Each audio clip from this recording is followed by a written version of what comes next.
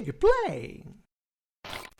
E aí pessoal, bem-vindos ao canal Digplay, quem fala é o Diego. Estamos no segundo vídeo do quadro DigTalk, onde eu trago aqui uma pessoa para poder conversar e a gente saber um pouquinho mais sobre ela. E dessa vez a gente tá aqui com o grande Vitor Isui do canal Poeira Jogos, galera. Canal do YouTube aí que tem quase 100 mil inscritos. Eu já dei uma cavucadinha lá, vi que tá com mais de 6 milhões de views o canal inteiro, que é coisa pra caramba. Isui, dá um oi pra galera aí, se apresenta pro pessoal. Primeiro dizer que é uma honra estar aqui, é um dos canais de Nintendo, um dos canais não, eu posso dizer que é o maior canal de Nintendo, e é uma honra mesmo estar podendo participar aqui do seu canal. E eu sou o Isui, tem um canal de games aí. Não só de games. Eu moro no Japão. Moro no Japão. Tem um canal secundário aí também que a gente vai falar depois daqui pra frente. Vai ter uma perguntinha aqui que a gente vai falar sobre ele. Afinal, você mora no Japão, o canal também é do Japão, enfim. Galera, vamos bater esse papo aí, vamos aproveitar que o Isui tá aqui pra poder fazer várias perguntas interessantes, se vocês descobrirem um pouquinho mais do Isui, além do canal Poeira Jogos, beleza? Então vamos lá, Isui, vou fazer a primeira perguntinha aqui. Lógico que como você falou, você mora no Japão e você já deve ter respondido essa pergunta 500 mil vezes, mas acho que vale a pena pra galera conhecer um pouquinho aqui também. Quando mais ou menos eu vi pelo seu canal, porque o seu canal foi criado mais ou menos em 2015 ali, se eu não me engano, e eu acho que os vídeos do Japão começou, não sei se 2016 ou 2017, eu posso estar enganado, mas quando e por que você foi morar no Japão? Conta isso aí pra gente. Eu não tinha muita vontade de vir para cá, vou falar a verdade para você. E aí aconteceu uma série de fatores que eu fui obrigado, pessoais, assim, a vir para o Japão. Eu tinha umas dívidas, algumas coisas assim. Só que demora o processo para você vir para o Japão. E aí, nesse período, as coisas foram se ajeitando. Só que aí saiu, né? Saiu o visto, saiu tudo. Eu já tinha até um emprego aqui. Aí eu falei, vou ter que ir, né? Já tinha um compromisso firmado e tal. E aí eu vim para cá exatamente em 2017. Inclusive, não sei que dia que vai essa entrevista, mas em setembro de 2017, completou 4 anos que eu moro aqui no Japão. E eu cheguei aqui bem no lançamento do Switch, né? Um pouquinho depois do lançamento do Switch. E algo que me impactou bastante, até fugindo da pergunta, foi que eu fui numa loja de usados e já tinha Switch para vender. Isso me deixou bem impactado em ver que um videogame novo já tinha nas lojas de usados para vender. Só que é algo surreal, porque não era um Switch, eram vários Switches usados à venda. E eu achei que era... porque o Switch ele estava $300. E eu vi que ele estava mais barato. E eu estava com um amigo meu, eu perguntei, nossa, mas por que o Switch tá mais barato? Não é tabelado? Eu falei, não, isso é usado, filho. Aí eu falei, caramba, eu achei bem impressionante.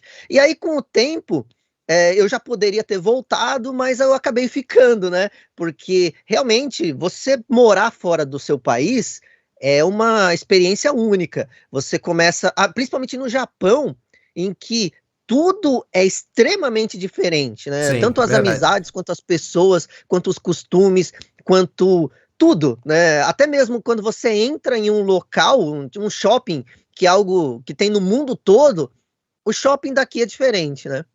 Assim, a gente já pode até cair para a segunda pergunta, que era exatamente isso. Você já deveria esperar que eu ia te perguntar isso. Como é que é a adaptação referente à cultura japonesa e até seja na parte de convívio pessoal com as pessoas e no trabalho. Mas primeiro choque você já tomou na loja de videogame, que foi com o Nintendo Switch. Sim. Eu até não falei isso, mas não é que o preço estava menor. Eles têm uma avaliação, né? Quando eles pegam um produto, tem um cara que vê se tá com todos os manuais, se ele tá... Tipo uma avaliação daquele quadrinho número 8 do Homem-Aranha, né? Que tem uma classificação de 0 a 10, né? Então eles fazem uma classificação e os Switches, eles estavam todos com valores diferentes. Né, e tinha isso tem em todas as lojas, o porquê dele estar mais barato, né? Ou porque ele tem manual, porque tem risco, ou tal coisa. Isso me impressionou porque eu não entendia nada do que estava escrito e falava, cara, tem vários valores diferentes, mas todos estão, aparentemente, são todos iguais, idênticos, né? Então isso me impactou bastante, porque aqui realmente existe uma avaliação minuciosa para vender as coisas, né? Para você não ter reclamação na hora de voltar, porque eles realmente se preocupam muito com o outro, né? Isso eu acho que é a principal característica em relação ao Brasil, não em relação ao Ocidente em geral, né? A gente se preocupa mais com o individual. Eles se preocupam mais com o coletivo. Então, você não pode incomodar outra pessoa. Você não pode fazer outra pessoa voltar lá por uma reclamação. Então, eles deixam tudo já especificado para você saber o que você está levando, né? Interessante. E com essa leva de, puxando esse gancho, essa leva de PS5, você também PS5 ela saiu basicamente em novembro, tem pouco tempo também. Tem muito na loja de usado também já? Olha, eu vou falar para você que tem um problema aqui no Japão que você não consegue comprar. Eu fiz a minha reserva e você não consegue assim. Você fez a reserva, você não consegue pegar o videogame. Você faz uma reserva para um sorteio. E aí, todo mundo que está na loja vai nessa. O sorteio é basicamente diferente, mas em todas as lojas é mais ou menos que nem isso. Tem todos os nomes numa roletinha, em qualquer lugar, e você tem uma senha. E aí eles vão tirando o número de PS5 que tem. Tipo, tem 10. Aí eles tiram 10 números e vão falando quais os números que foram sorteados. E aí você pode ir lá pegar. Você não consegue comprar, né? E isso eu acho que explica as baixas vendas do PS5 no Japão. Sendo que o console anterior, o PS4, ele teve vendas muito boas, né? Não vou falar que é o Switch, porque o Switch está em outro patamar aqui. Switch vende, nossa, é algo inacreditável. É absurdo, né? Mas, principalmente agora, né, que eu não sei se vocês sabem aí no Brasil, né, mas aqui é $300 a vida toda. E o Switch, esse novo, ele tá um pouquinho mais baixo, sabe? Ele tá a $290. Peraí, Né? o novo que você fala $10 é o V2 ou o OLED que vai sair? o V2, o Ah, tá. vermelhinho. Entendi. Vermelhinho. Então, eu tô encontrando eles nas lojas novo a $290. Em algumas lojas, né? Em lojas que são especializadas em vender o Switch, né? Agora, lojas tipo loja de eletrodoméstico, loja de móveis que vende, tá $300 do mesmo jeito, né? Eu lembro que isso aconteceu também na época do Switch, que tinha loteria, que eles chamam de loteria, né? Essa parte de sorteio, de senha. Então você não consegue ver PS5 em loja de usado, porque nem o novo tá tendo quantidade suficiente para poder vender. Exatamente. Eu vi, cara, eu não sei o porquê. Na verdade, eu desconfio que seja. Eu acho que a Sony, ela distribuiu desigual pro mundo o PS5. Eu acho que ela focou mais na América do Norte do que no Japão. Na Europa também, provavelmente, do que no Japão. Eu, sinceramente, eu não sei o porquê. Me parece que a Sony tá jogando a toalha no Japão. Tipo, tá deixando a Nintendo nadar de braçada, porque a gente tá num momento de falta de estoque de PS5, isso é fato. Tem gente que não acredita, mas isso tá acontecendo no mundo inteiro. Só que no Japão parece que ela libera menos unidades. Eu não consigo entender por que a Sony tá seguindo essa política. Também não consigo entender, também não. Mas eu também tenho uma coisa bem interessante, né? É que a Nintendo, nesses 2 últimos anos fiscais, né, ela teve um crescimento brutal, mas tão grande, que Switch se vende em qualquer lugar. Né? Não tá só em lugares como lojas de usados, ou lojas de eletrônicos, ou lojas de videogame. Né? Switch está vendendo em Magazine, sabe? Então, de tanto que ele vendeu. Ele sempre teve, o Nintendo sempre teve 2 consoles, né? Sempre um de mesa e um portátil. É a primeira vez que tem um que é os 2. Né? Isso seria natural, porque aglutinou os 2, ter uma venda bem grande desse único console. Até porque o Lite e o de mesa são os mesmos, né? Os 2 são Switch, né? E o OLED vai ser Switch também. Então, quer dizer, vai continuar vendendo Switch. E o que acontece é que, se vocês estivessem aqui no Japão, vocês iam ver o tanto que Switch Lite ele é vendido. Porque as crianças todas têm aquela. Se você vê aquela mochila aquela mochila custa caro, tá? Aquela mochila de couro que vocês veem nos Tokusatsu antigamente, que usam até hoje. A criança tem que usar ela por 6 anos, né? Então é caro, é um carro. Tem umas que custam mais caras que meu carro, é verdade. Nossa. E essas mochilas, você vê um Switch do lado de fora delas, tem todas as crianças, sabe? E é Switch Lite, porque esses $100 de diferença entre um e o outro é muito significativo para você para dar um brinquedo para uma criança, né? Porque talvez $300 seja, não vou dar para ela, né? E ainda assim você via bastante. Mas quando lançou o Switch Lite, eu não sei como que foram os números que eu não acompanhei, mas o Switch Lite vende que nem água aqui, é incrível. Eu acho que é o lugar que mais vende. Na verdade, deve ser o lugar que vende a maioria dos Switch Lite, porque ele vende em base de 8 a 10%. Não sei se é de 8 a 10 ou de 10 a 15% da base total do Switch.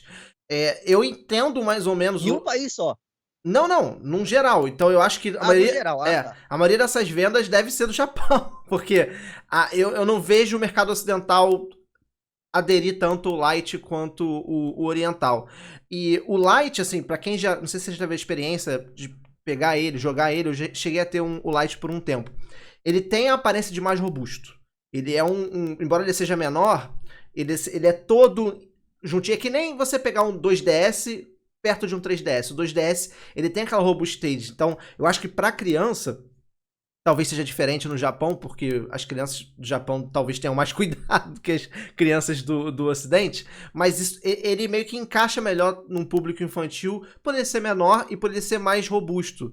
Não sei se pelas cores também, pelas cores, não sei se isso influencia no porque Japão. as cores você vê que o Switch, ele tem umas cores mais... O Switch de dock, né? Ele tem umas cores mais sóbrias. Agora o Switch Lite é aquela... Aí liberou geral. É carnaval. Eu tenho o Switch vermelho e mesmo assim, esse Switch vermelho, ele não é fluorescente. Ele não é abertão. Ele é mais aberto na câmera. Você tá vendo mais aberto, e a galera também, do que ele é de verdade. Mas ele é um vermelho mais fechado. Ele não é um vermelho... neon, que nem o Joy-Con, por exemplo. E as cores do Lite, realmente, é amarelo, cheguei, marca-texto, realmente é uma parada que chama mais atenção. Enfim, vamos voltar um pouquinho pra pauta. Falar sobre sua adaptação aí no Japão. Como é que foi essa adaptação referente à cultura japonesa em si? Tirando a parte que a gente já falou das lojas de videogame. E... da cultura realmente em relação pessoal e até mesmo no trabalho, porque você não tem só o YouTube como fonte de renda, você também trabalha de fato aí no Japão, né? Como é que foi essa adaptação? Eu vou te falar uma coisa que eu sempre gosto de contar essa história para você ver realmente a diferença entre um povo e outro. Nós temos filas preferenciais para idosos. Se você tivesse filas preferenciais para idosos aqui no Japão, você ia ter que colocar filas preferenciais para nós, porque só tem idoso aqui, né? E assim, porque é sério, cara, aqui as pessoas não morrem, né?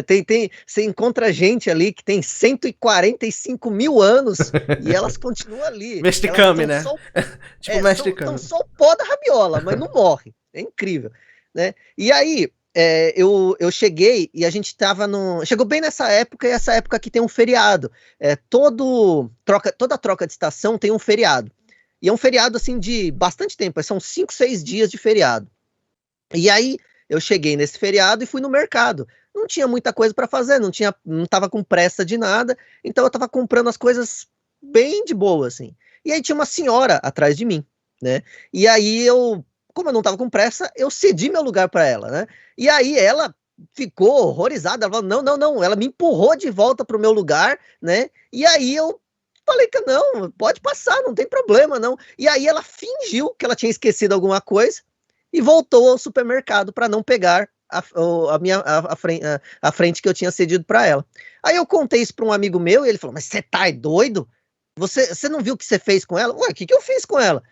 Eu fui educado, eu falei, não, você falou que ela tem algum problema, porque ela, na cabeça dela, você tá me dando o seu lugar por quê? Eu tô com algum problema? Eu tô doente? Você não quer ficar perto de mim, né? Porque essa é a coisa, aqui a educação é todo mundo ser igual, ninguém ser diferente ou ter alguma preferência. E aí eu fiquei pensando, e hoje faz todo sentido, né? Você não dá o espaço para você dá o espaço para aquela pessoa, quer dizer que ela tem algum problema e você quer ajudá-la, né? E isso aqui, você ser ajudado aqui no Japão é algo muito vergonhoso, né? Então, tanto que semanas depois eu vi uma senhora que ela estava com paralisia, né, de um lado do corpo, e ela estava de cadeira de rodas e ela só mexia o pé e a mão, né? E ela ficava empurrando a cadeira de rodas com o pé.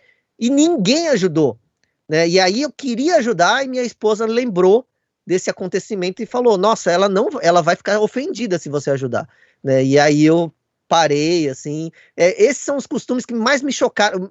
No primeiro momento já me chocou muito, né? É muito cultural mesmo, né? Porque assim, obviamente que essa senhora com deficiência, ela precisa de uma ajuda. Não que ela não consiga fazer as coisas sozinha, mas em determinada situação pode ser que ela Sim. precisa de alguma ajuda. E, assim, nada errado de alguém oferecer, mas é cultural, não tem jeito. As pessoas pensam de forma diferente numa civilização, uma sociedade completamente diferente. É muito louco isso. Eu acho que eu caí na mesma Eu acho que é assim pegadinha. também, né? O japonês já é educado a ele ser independente. Isso aqui é uma curiosidade que muita gente deve saber, lógico que muita gente mora aqui, mas eu não sabia. Tipo, você não pode, a criança não pode, é proibido pela escola a criança ser levada pelos pais. Ela tem que ir a pé, sabe? Isso dá até expulsão da criança se ela for levada pelos pais até a porta da escola, né? Mas isso já não, para você ter uma ideia, tem um amiguinho meu brasileiro e eu estava conversando com ele sobre isso e ele falando assim, mas você não é melhor eu te levar, né, para a escola? Ele falou, não pode, né? E ele me contou essa história. Eu falei assim, mas eu te levo até tal lugar. Eu falei assim, não me leva não, porque eles vão caçoar de mim, sabe? Então os amiguinhos vão caçoar dele, então não precisa nem da escola tomar alguma atitude, porque o pior que o presidente é os seus colegas de trabalho, né? Então, se os colegas de trabalho começar a zoar com você, cara, é pior do que os seus chefes zoar com você. Então, você é caçoado pelos seus amigos por você ter ido de carona. E aí tem E esse assim lance você das vê. crianças se encontrando e todo mundo junto pra escola? Então, tem esse lance das crianças irem junto, mas elas se encontram num ponto, sabe? Você vê muito isso, assim, um ponto de referência, tipo uma praça, as crianças vão até aquela praça e aí de lá elas vão para a escola, mas elas têm que sair de casa, vocês veem elas saindo sozinhas, criancinha que não sabe nem amarrar o sapato, indo para a escola sozinha. E tem um detalhe, tem umas pessoas que ficam no caminho. Geralmente são moradores e voluntários, que elas ficam com umas bandeirinhas eles ficam orientando as crianças a ir por aquele caminho e também quando fecha o sinal, eles ficam na faixa de pedestre, fazendo uns sinais assim para o carro não passar. É muito engraçado, é engraçadíssimo. Top demais. E assim, você chegou aí. Você não falava japonês quando você chegou aí, é isso? Então, eu vou falar assim para você. Quem tem parentes japoneses ou amigos japoneses sabe disso. A família sempre fala em japonês. A família sempre fala em japonês com você, só que eu ficava constrangido, porque você imagina você trazer um amigo seu e os seus parentes todos falam em japonês e você fala em japonês, a pessoa se sente excluída, né? E eu sempre respondi em português. Sempre respondi em português. E nunca saiu japonês da minha boca. Sempre foi português. Aí a minha mãe faleceu e ela queria uma igreja específica que ela queria que fosse a missa dela. E é uma igreja na Vila Mariana, uma igreja budista. E aí eu falei, e agora? Né? E aí eu falei, eu tenho que ir lá, né? E vou falando o hi, hi, hi, ye, né? O sim e não. Só que aí eu descobri que eu lembrava das coisas, que eu sei as coisas, só que eu nunca usei, né? Então, quando eu cheguei aqui, foi um pouquinho mais fácil, né? Eu não falo fluentemente, mas eu consigo conversar com qualquer pessoa, né? Tem algumas coisas que eu tenho que falar, deixa eu tomar tê. Coreano desu ka? Sabe por quê? Para saber o que ele falou, mas eu consigo me comunicar, consigo ir no restaurante, não vou passar fome, eu consigo ir no mercado, eu consigo comprar o carro, essas Mas a coisas, né? leitura você tinha quando chegou aí? Porque assim, você Não, aprendeu de não, falar, né? é isso. A leitura, eu vou te falar o que aconteceu. Eu trabalho numa empresa que não é uma empresa que tem muitos brasileiros trabalhando. E na época que eu entrei, tinha bastante brasileiros. sabe? Tipo, ela abriu o leque para brasileiros, para estrangeiros. Aí não tinha só brasileiros, tinha filipinos, chineses, italianos, porque a fábrica foi comprada por uma empresa italiana, tinha alemães e tal. O que acontece é que o inglês era a segunda língua daquela fábrica, né? Ninguém falava japonês ali, tinha muito estrangeiro para saber falar japonês. E o que acontece é que tinha muitos brasileiros, até uma hora que eles viram que os brasileiros são muito dispersos, assim, não obedecem muito, tem aquelas coisas. E aí eles mandaram um monte de brasileiros embora, assim, da noite pro dia, sabe? Falaram assim, ó, então, não quero mais, e foi embora. E aí eu achei que eu ia nessa leva também, porque é uma empresa meio chique, assim, né? E aí eu não fui, eu fiquei, e eu me vi só com japoneses no meu setor, só eu de brasileiros. E aí o meu serviço mudou, né? Eles falaram assim, ó, você vai ter que começar a escrever o que você está fazendo no dia, né, para todo mundo saber, né? Eu falei, tá bom. Só que vai ter que ser, só que não é em Romandi, não. Você vai ter que escrever em Romandi as letras romanas, né? As letras que a gente escreve. Vai ter que ser em japonês e vai ter que ser em kanji. Aí eu falei, ué, e agora?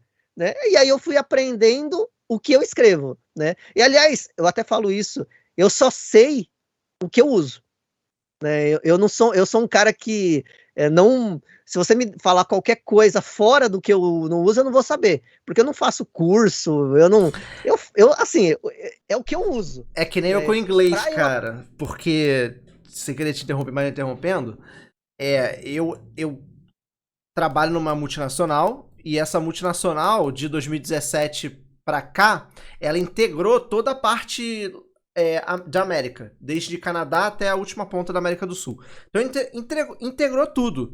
E aí, tipo, enquanto eu só trabalhava no Brasil, de 2017 pra frente, cara, a gente fala com toda a América. Então é inglês, francês, espanhol, tudo. E aí eu tive que passar a falar inglês. E meu inglês era inglês de videogame, nunca tinha feito curso. E aí eu tive que ir me virando. E hoje meu inglês é isso. Tipo assim, eu entro numa reunião para poder falar sobre trabalho, eu consigo entender, eu consigo falar, as pessoas me entendem. Aí, por exemplo, hoje eu tive uma integração com a equipe, que seria presencial, não foi por causa da Covid. Que aí começa a falar um monte de coisa, né? Tipo, falar da vida, falar do, sei lá, de futebol, falar de, sei lá, de coisas da vida corriqueira. Aí eu fico boiando, porque eu só sei a parte técnica, eu só sei as coisas do trabalho, saca? Então tem muita coisa assim que eu não entendo. Eu imagino que seja a mesma coisa com você, né? Exatamente a mesma coisa. E eu estou me policiando para mudar isso, porque geralmente no Japão você trabalha, principalmente agora que só tem japoneses, você trabalha no seu cantinho ali e de boa. Só que eles conversam entre si, sabe? Só que é uma conversa meio baixa, tal. E assim, eles não têm pressa, sabe? Não é aquela coisa assim de nós que a gente está fazendo um serviço, aí você fica, e volta a fazer o seu serviço. Não, eles querem atenção sua, quer que você olhe para ela e fique falando. E eu dispensava as pessoas logo de cara, né? Falava assim, eu quero mais tá. E agora não, eu tô fazendo exatamente isso que você tá falando. Eu tô tentando ampliar o meu leque para saber um vocabulário além do meu serviço, né? Porque realmente é exatamente o que você falou. Quando juntava a galera, tipo, antes do trabalho e depois do trabalho, eles falavam de coisas que eu ficava boiando, né? E aí eu decidi para mim mesmo, eu vou começar a participar dessas conversas para abrir meu vocabulário, porque você acha que sabe muito do japonês, mas você sabe por causa dos... Você usa... Isso é uma coisa que até me falaram isso já várias vezes. No seu trabalho, você usa no máximo 30 palavras. E é verdade, você pode pensar, quais palavras que eu uso no meu trabalho? São essas. Você imagina, na sua vida, você usar só 30 palavras, é muito pouco, né? Então, e aí eu tô tentando ampliar, você tem toda a razão nisso. E eu só tô começando a fazer isso agora porque eu vejo necessidade. Realmente, quando você vai num hotel, ou você vai numa loja, e você fica meio perdido, porque ela não vai falar as expressões ou as palavras que usam no seu serviço. Ela vai usar palavras corriqueiras, né? Então isso é um problema, é muito grande É isso. difícil mesmo. Então, você falou que tinha muito brasileiro onde você trabalhava e realmente tem muita fábrica que contrata estrangeiro e tal, e principalmente brasileiro. Essa fábrica passou ali em manos brasileiros, mas como é que é a visão do brasileiro aí? Eu gosto de saber isso porque brasileiro, dependendo do lugar, tem uma visão que não é muito boa. Porque a gente tem realmente um costume muito diferente do mundo inteiro, não só do Japão. No Japão a diferença é absurda, né? É um abismo, assim. É um abismo mesmo. Mas assim, geralmente a gente tem uma diferença cultural basicamente do mundo inteiro. Talvez os latinos a gente tenha algo mais parecido com os argentinos, alguma coisa assim, talvez a malandragem hermana, mas como é que é a visão do japonês do brasileiro aí, assim? Tem alguma... não sei, eles afastam os brasileiros, eles não gostam de ter contato, ou não tem discriminação nenhuma, eles tratam como se fosse algum nativo, alguma coisa assim? Eu acho que assim, o japonês, ele é diferente de nós em um ponto fundamental. Nós gostamos mais do de fora do que do de dentro, sabe? Isso no macro e no micro. Se você pegar uma cidadezinha do interior, aquela bem pequenininha, quando vem um carinha, pode ser o carinha mais feio da história do planeta, pode ser eu de virado ao avesso. E aí as guriazinhas daquela cidadezinha do interior falam: aquilo lá é de fora, sabe? Eu já ouvi muito isso porque eu trabalhei viajando pelas cidades quando eu era supervisor de layout de supermercado. E então a gente dá muito valor para quem é de fora e a gente trata melhor quem é de fora, até esse cara de fora virar de dentro, aí ele já é igual, né? Mas eu vejo muito isso, que quando eu chegava no lugar, eu era tratado como um rei. Eu passava na rua, já era convidado para o churrasco e tal. Aqui já não acontece isso. Você é igual. Os japoneses, eu vejo muitos vídeos de brasileiros falando que o brasileiro recebe preconceito aqui no Japão. Na verdade, eu acho o seguinte, que ele trata igual, tanto você, estrangeiro, quanto você, nativo. Só que eles querem que você se adapte, né? Nós brasileiros temos esse costume que é muito bom em certos pontos e também é muito ruim em outros pontos. Nós trazemos o Brasil, nós queremos que o lugar que a gente more, que a gente viva, vire um pouco de Brasil. Tanto que tem umas praias aqui, na minha região, que eu moro numa região litorânea, que você pode ser brasileiro. Você pode fazer churrasco na areia, você pode montar barraquinha, você pode fazer tudo. E só vai estrangeiros para lá. Exatamente porque nós queremos isso, né? Já que ele fala assim, já que não dá para vencê-los, junte-se a eles. Faz o que você quiser nessa praia. Deixa a praia para eles, vai, deixa lá. Exatamente. E os japoneses que vão lá, eles acabam acostumando. Eu até filmei uma vez no meu Instagram, a pessoa falou: você falou que não tem churrasco no Japão, os caras estão fazendo. Não é isso. Eles viram o que a gente faz e imitou, sabe? Porque o churrasco daqui é bem diferente do nosso, né? Numa mesinha com fogo, nada de carvão. E aí o que acontece? Eles não ligam. Agora, quando você faz algo diferente, eles não sabem como reagir, né? E aí para nós é como um preconceito. Só que eu vou contar uma coisa aqui que eu ia sempre pedir no meu bentô, né, minha marmitex, eu falava assim, core, core, core, core, né? Aí o cara vai lá e me pediu dinheiro, né, e eu pagava e ia embora. Só que eu ficava isso na cabeça, porque o japonês que chegava lá, ele sempre pagava depois, e eu tinha que pagar antes, né? Mas falei, tá, tudo bem, eu sou estrangeiro aqui, deve ser isso para estrangeiro. Até o dia que eu falei assim, eu vou decorar o nome desses pratos e vou pedir, né? Aí eu não lembro o nome agora, mas eu acho que foi sumimasen, nori bento shitotsu to yakiniku bento shitotsu ijo desu. Aí eu fui pagar e ele, iyo, atodei. Cara, foi uma vitória tão grande, cara, quer dizer, porque ele, na verdade, ele tava com discriminação por eu não querer aprender o idioma dele. Só que quando você fala no idioma dele... Só pra entender, core é o quê? Tu apontava o que tu queria, era isso? Eu falava core este... Tipo esse aqui. Tá. Que é a palavra que você vai mais ouvir de japonês, de brasileiro aqui. Core, are, que é este, aquele, então. E aí eu falei, vou aprender a falar. E aí o cara deixou eu pagar depois, sabe? Foi uma vitória tão grande. E eu vejo isso também com o meu chefe, sabe? Quando ele chegou para mim, ele falou assim: você fala japonês? E eu falei: Nihongo wa zenzen wakaranai. Quer dizer, eu não entendo japonês. E aí teve um abismo entre eu e ele, assim, sabe? A gente se conversava, ele num barco e eu na terra, assim, sabe? E aí chegou um dia que eu tive dor de cabeça, porque eu tenho pressão alta, e eu tive que ir no médico. Só que ele estava em reunião. E aí eu falei pro meu chefe imediato e que eu ia pegar um remédio, porque tinham me trocado um remédio, esse remédio não tinha me dado certo. Fui embora. Quando eu cheguei, eu falei pro meu chefe que eu já voltei e tal. Falei, melhor você falar com o líder que ele já voltou, né? Que esse é o meu chefão mesmo. E aí eu fui falar com ele e expliquei tudo em japonês. Sabe, você tem que ver como que mudou as coisas, a relação, né? Porque a primeira coisa que um brasileiro faz é falar Nihongo akaranai, tipo, eu não sei japonês. Não fale isso. É uma coisa que eu tô falando para você. Não fale isso. Se você vem aqui pro Japão, não fale eu não sei japonês. Fale, choto mate, watashi, choto nihongo dake wakaru, né?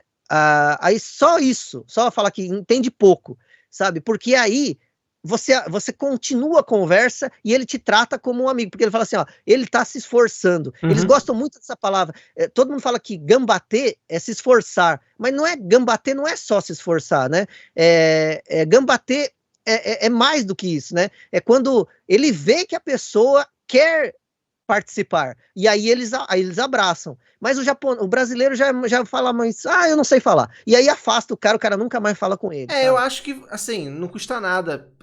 Eu nunca saí Quer dizer, eu já saí do Brasil, eu só fui pro Uruguai e pra Argentina, que é perto e fala espanhol, então todo mundo fala portunhol, né? Todo brasileiro fala portunhol. Mas eu e minha esposa, no caso, foi mais ela que me atentou a isso, a gente tentar entender como é que funciona um pouco o local pra onde você vai. E, assim, o mínimo, pelo menos, tentar cumprimentar, ou então as perguntas básicas no idioma e da forma daquele local ali. Entendeu? Porque é até um respeito com a galera que tá lá. Às vezes você se apresenta, fala da forma deles, não consegue continuar igual o nativo, obviamente, mas só de ter aquela primeira impressão ali, a conversa anda melhor, realmente. A gente tem esse um pouco de cuidado com isso. Por exemplo, uma coisa que eu lembro até hoje da Argentina, quando a gente foi, o ônibus, ele não tinha... Você não podia pagar com dinheiro. Dinheiro, no caso, nota. Era só moeda ou um cartãozinho, tipo... Cartão de passagem, Bilhete né? único. Tipo bilhete único. E a gente já sabia disso. Só que tem várias pessoas que foram, amigos nossos que foram depois, que passaram perrengue, não conseguiram pegar ônibus, porque não pesquisaram esse tipo de coisa. Então quando a gente chegou lá, a gente já tava sabendo desse esquema, então a gente já foi direitinho. Então, eu acho que quando você vai pra um lugar, não custa você estudar um pouquinho como é que funciona o costume e até mesmo a forma de abordar. Acho que é bom você falar isso, não só pro Japão, galera, pro mundo inteiro, porque pra melhorar, né, a relação pessoal com as pessoas. Acho interessante isso. E você falou um negócio que eu tenho que voltar um pouquinho. Você passear em um lugar é diferente. Eu já fui na Argentina também e eu pensei que ia ser mais ou menos igual, sabe?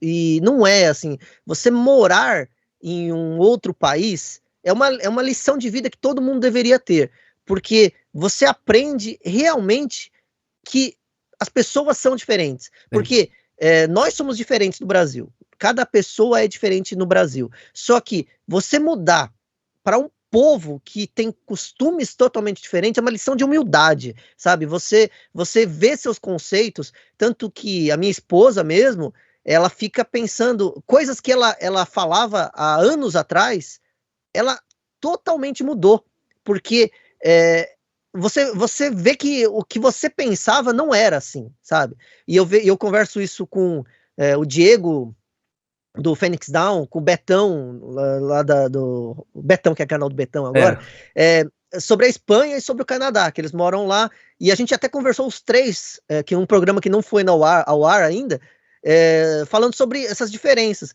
e realmente você se sente humilde de ver que o seu jeito de pensar, o que para você era uma verdade absoluta, não é, né, que cada povo tem a sua verdade absoluta e que faz sentido também. Às vezes algo que é notório, você fala, é assim, é preto ou é branco.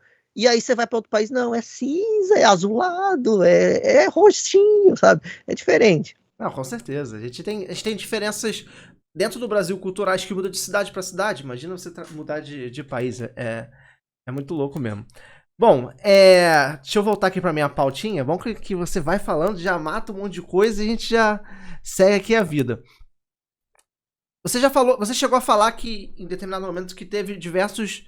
Você teve já a oportunidade de voltar pro Brasil em algumas vezes. Você já pensou em voltar de fato pro Brasil alguma vez assim de forma intensiva, ou você tem ainda essa intenção de voltar em algum momento pro futuro? Então, aí que tá uma coisa que eu acho interessante aqui, que todas as vezes que eu quis voltar, uma coisa me impediu, e foi o canal, sabe? É uma coisa que me deixa muito intrigado com isso, porque não é uma situação de ter views ou ter menos views, mas é que no momento que eu falo, "Oh, já deu, eu vou voltar, né? Algo acontece em relação ao canal para eu ficar, sabe? E realmente, assim, é, meu canal cresceu comigo fora sem fazer vídeos. Eu já contei isso aqui várias vezes, mas eu acho que não, o seu público talvez não saiba. Eu fiz um vídeo falando que eu ia para o Japão e que eu ia me adaptar e depois eu voltaria a fazer vídeo. Isso meu canal era minúsculo. Continuava sendo minúsculo ainda, até hoje continua. E aí eu saí, fiquei 6 meses sem produzir nada e sem abrir o aplicativo do YouTube, porque eu não queria nem saber o que estava acontecendo. E nesse interim, nesses 6 meses que eu não produzi nada, 2 vídeos meus bombaram ali e meu canal cresceu pra caramba. Que foram os vídeos de porque os gráficos 8 bits ainda existem, e não lembro qual que é o outro, acho que é porque os jogos antigos eram mais difíceis, eu não sei o que, eu acho que é isso. E aí o que acontece? Aí eu falei assim, pô, já que eu tô aqui no Japão, eu vi que o canal cresceu, eu vou fazer conteúdo aqui, né? E aí eu tava num período que eu queria matar qualquer japonês, porque eu trabalhava numa empresa que a gente não podia ter contato com os japoneses, né? E eles não gostavam de ter contato com a gente, né? Então eu queria matar qualquer japonês que aparecesse. E aí o canal me ajudou a ficar, né?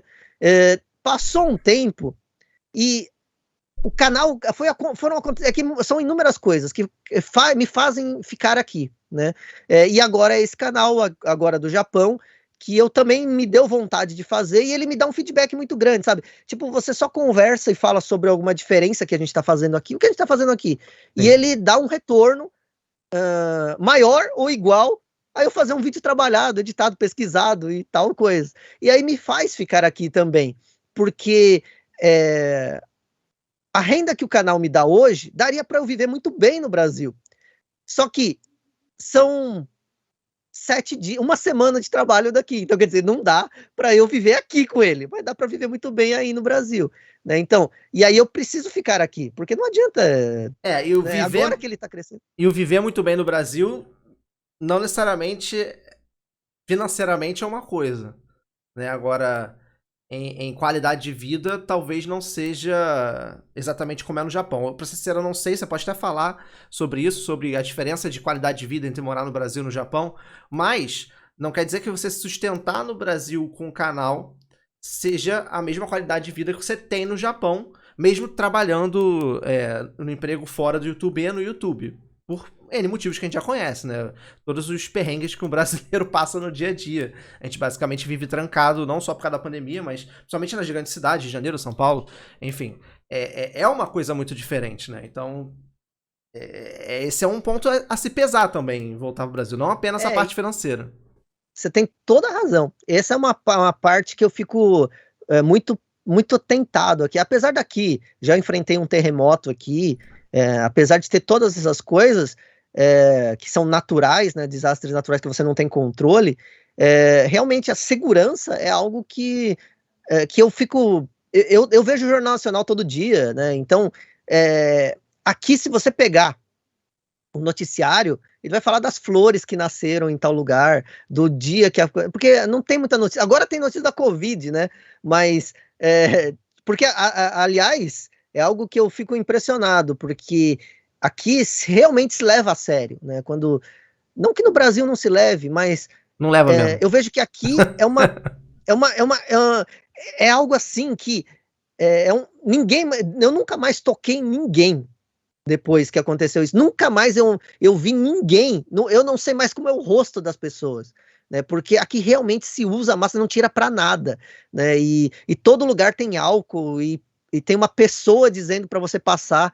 Então, quer dizer, é muito, muito diferente daí, né? Você tem uma série de obrigações, mas você também tem uma série de vantagens, né? Eu acho que, sabe, eu fico pensando que financeiramente, vou falar financeiramente porque é o que fica mais latente, mas no Brasil você vai no mercado e eu não lembro nem quando eu nem quando eu era gerente de supermercado. Nem quando eu era gerente de supermercado, eu me lembro de ter um dia sem estar com uma calculadora, sabe? De pensar, isso aqui eu vou levar, isso aqui não dá, isso aqui eu vou, isso aqui não dá. Aqui, a gente compra o que quiser, sabe? Se você for numa loja de eletrônicos, for qualquer loja, você tá lá, eu comprei, vocês sabem disso porque eu contei isso no grupo que a gente participa, mas eu comprei o meu Switch porque eu tava passando na loja e falei assim, ó, eu tô indo pra loja, se tiver um Switch lá a $300, esse modelo 2, eu vou pegar. E eu fui lá e eu peguei, porque o Switch tinha aumentado de preço, falei, ó, quando voltar a $300 eu pego. Se aparecer hoje eu vou. E você não tá planejado, não tava nada.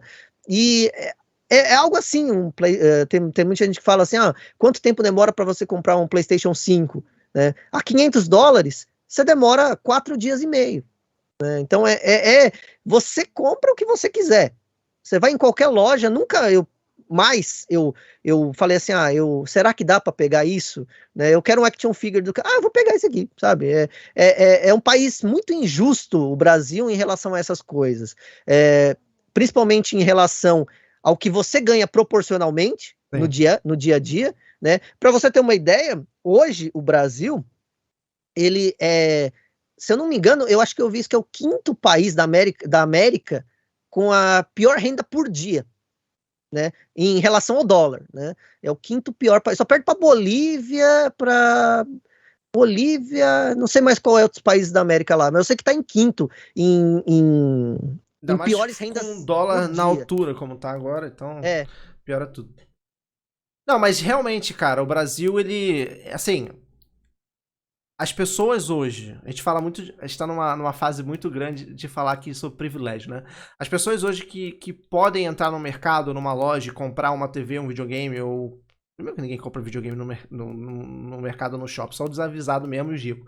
Mas entrar no mercado e comprar o que quiser, sem precisar fazer conta, realmente, hoje no Brasil, é quem tem esse privilégio de poder ter isso. Porque ainda mais depois da pandemia e toda essa parte de economia aqui no Brasil ficou muito complicado. Tipo, o quilo de arroz, eu não sei quanto que tava quando você saiu, mas o quilo de arroz hoje tá 5, 6 reais. Então, é uma parada que subiu muito o valor das coisas na economia atual, no dólar atual. Então, realmente é complicado. Existem pessoas, obviamente, e geralmente no nosso círculo de console de videogame são pessoas que têm uma condição um pouco melhor. Falando de Brasil, porque console é caro, videogame é uma coisa cara. Então, geralmente, quem tem condição de manter 1 ou 2 videogames, geralmente tem uma vida um pouquinho mais, digamos assim, mais confortável.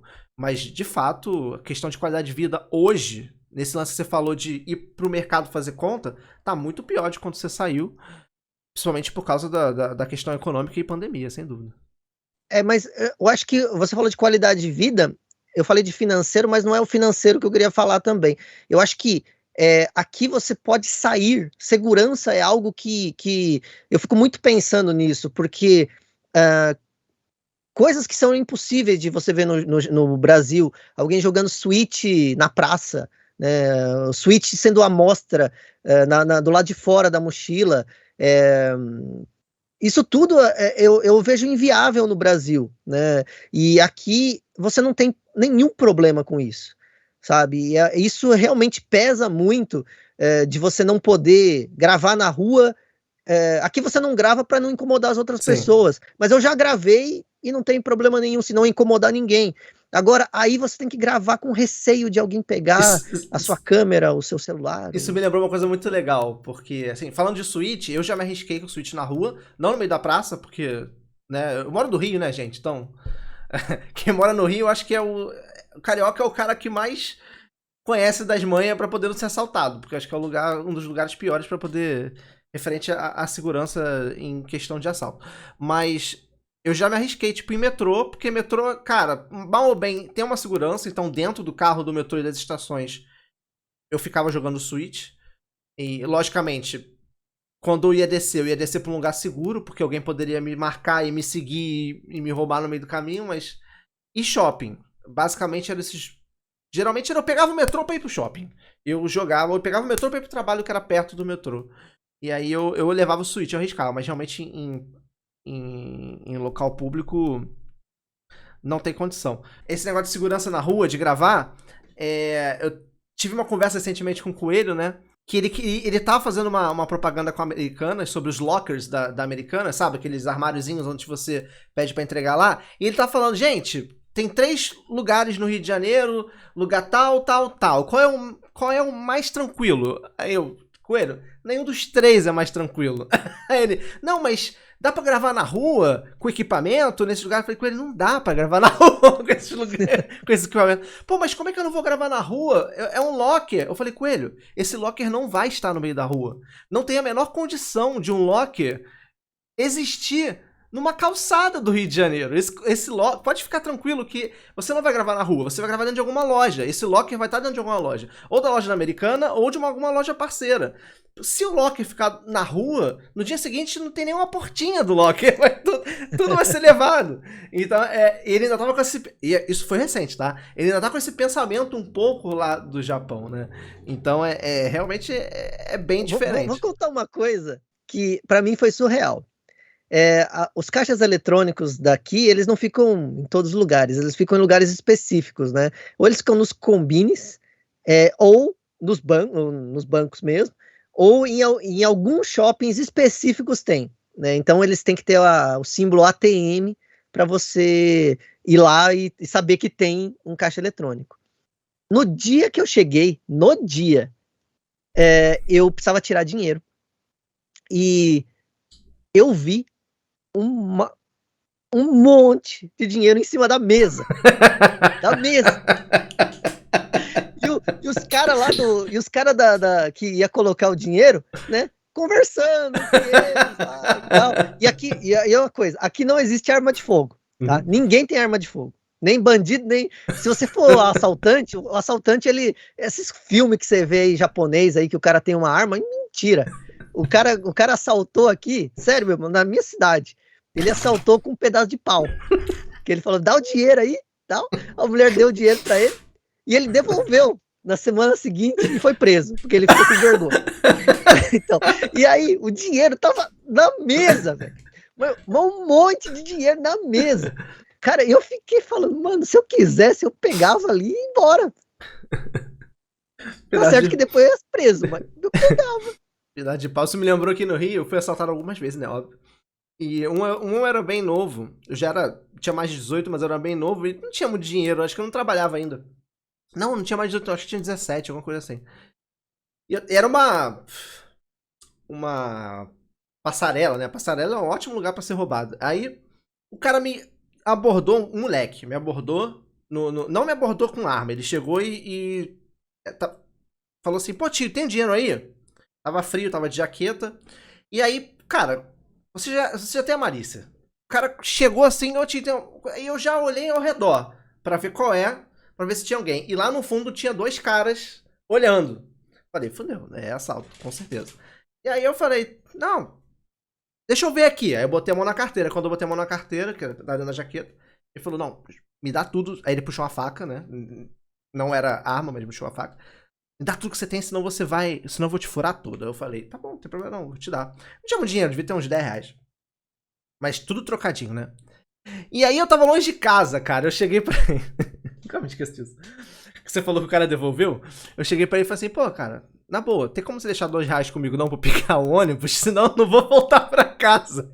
O moleque pegou os R$2 e me deu. Falou, não, vai lá, irmão, vai lá. Toma os R$2 aqui pra tu pegar o ônibus. Eu falei, valeu, fui embora. Só não olha pra trás, vai embora sem olhar pra trás. Eu falei, tranquilo. Eu peguei, fui embora e peguei o ônibus com os R$2 que ele deixou pra mim. Ele não voltou atrás e me devolveu o dinheiro todo na semana seguinte, foi preso, mas pelo menos ele teve a caridade de deixar R$2 no assalto pra eu poder pegar o ônibus.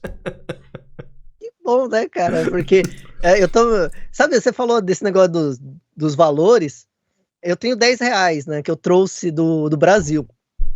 Né, e eu me lembro claramente que com R$10 eu conseguia comprar 3 cocas. Era R$2,69. Hoje eu não sei quanto que tá a coca.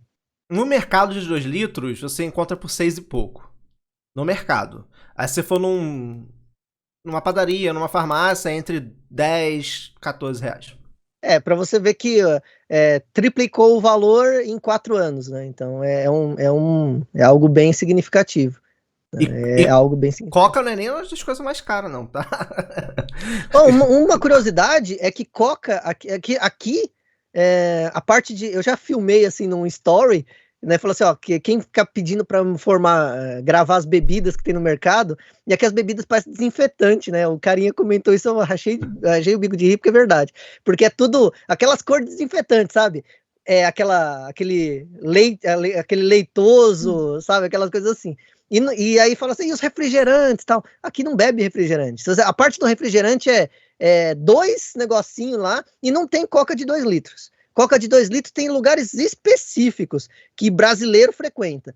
Mas aqui a coca é 1 litro, 1,5 litro no máximo, né? E o cantinho dos refrigerantes é um negocinho assim, pequenininho. Show. Vamos mudar um pouquinho de assunto, vamos falar agora um pouquinho do canal, pra gente partir pra essa parte...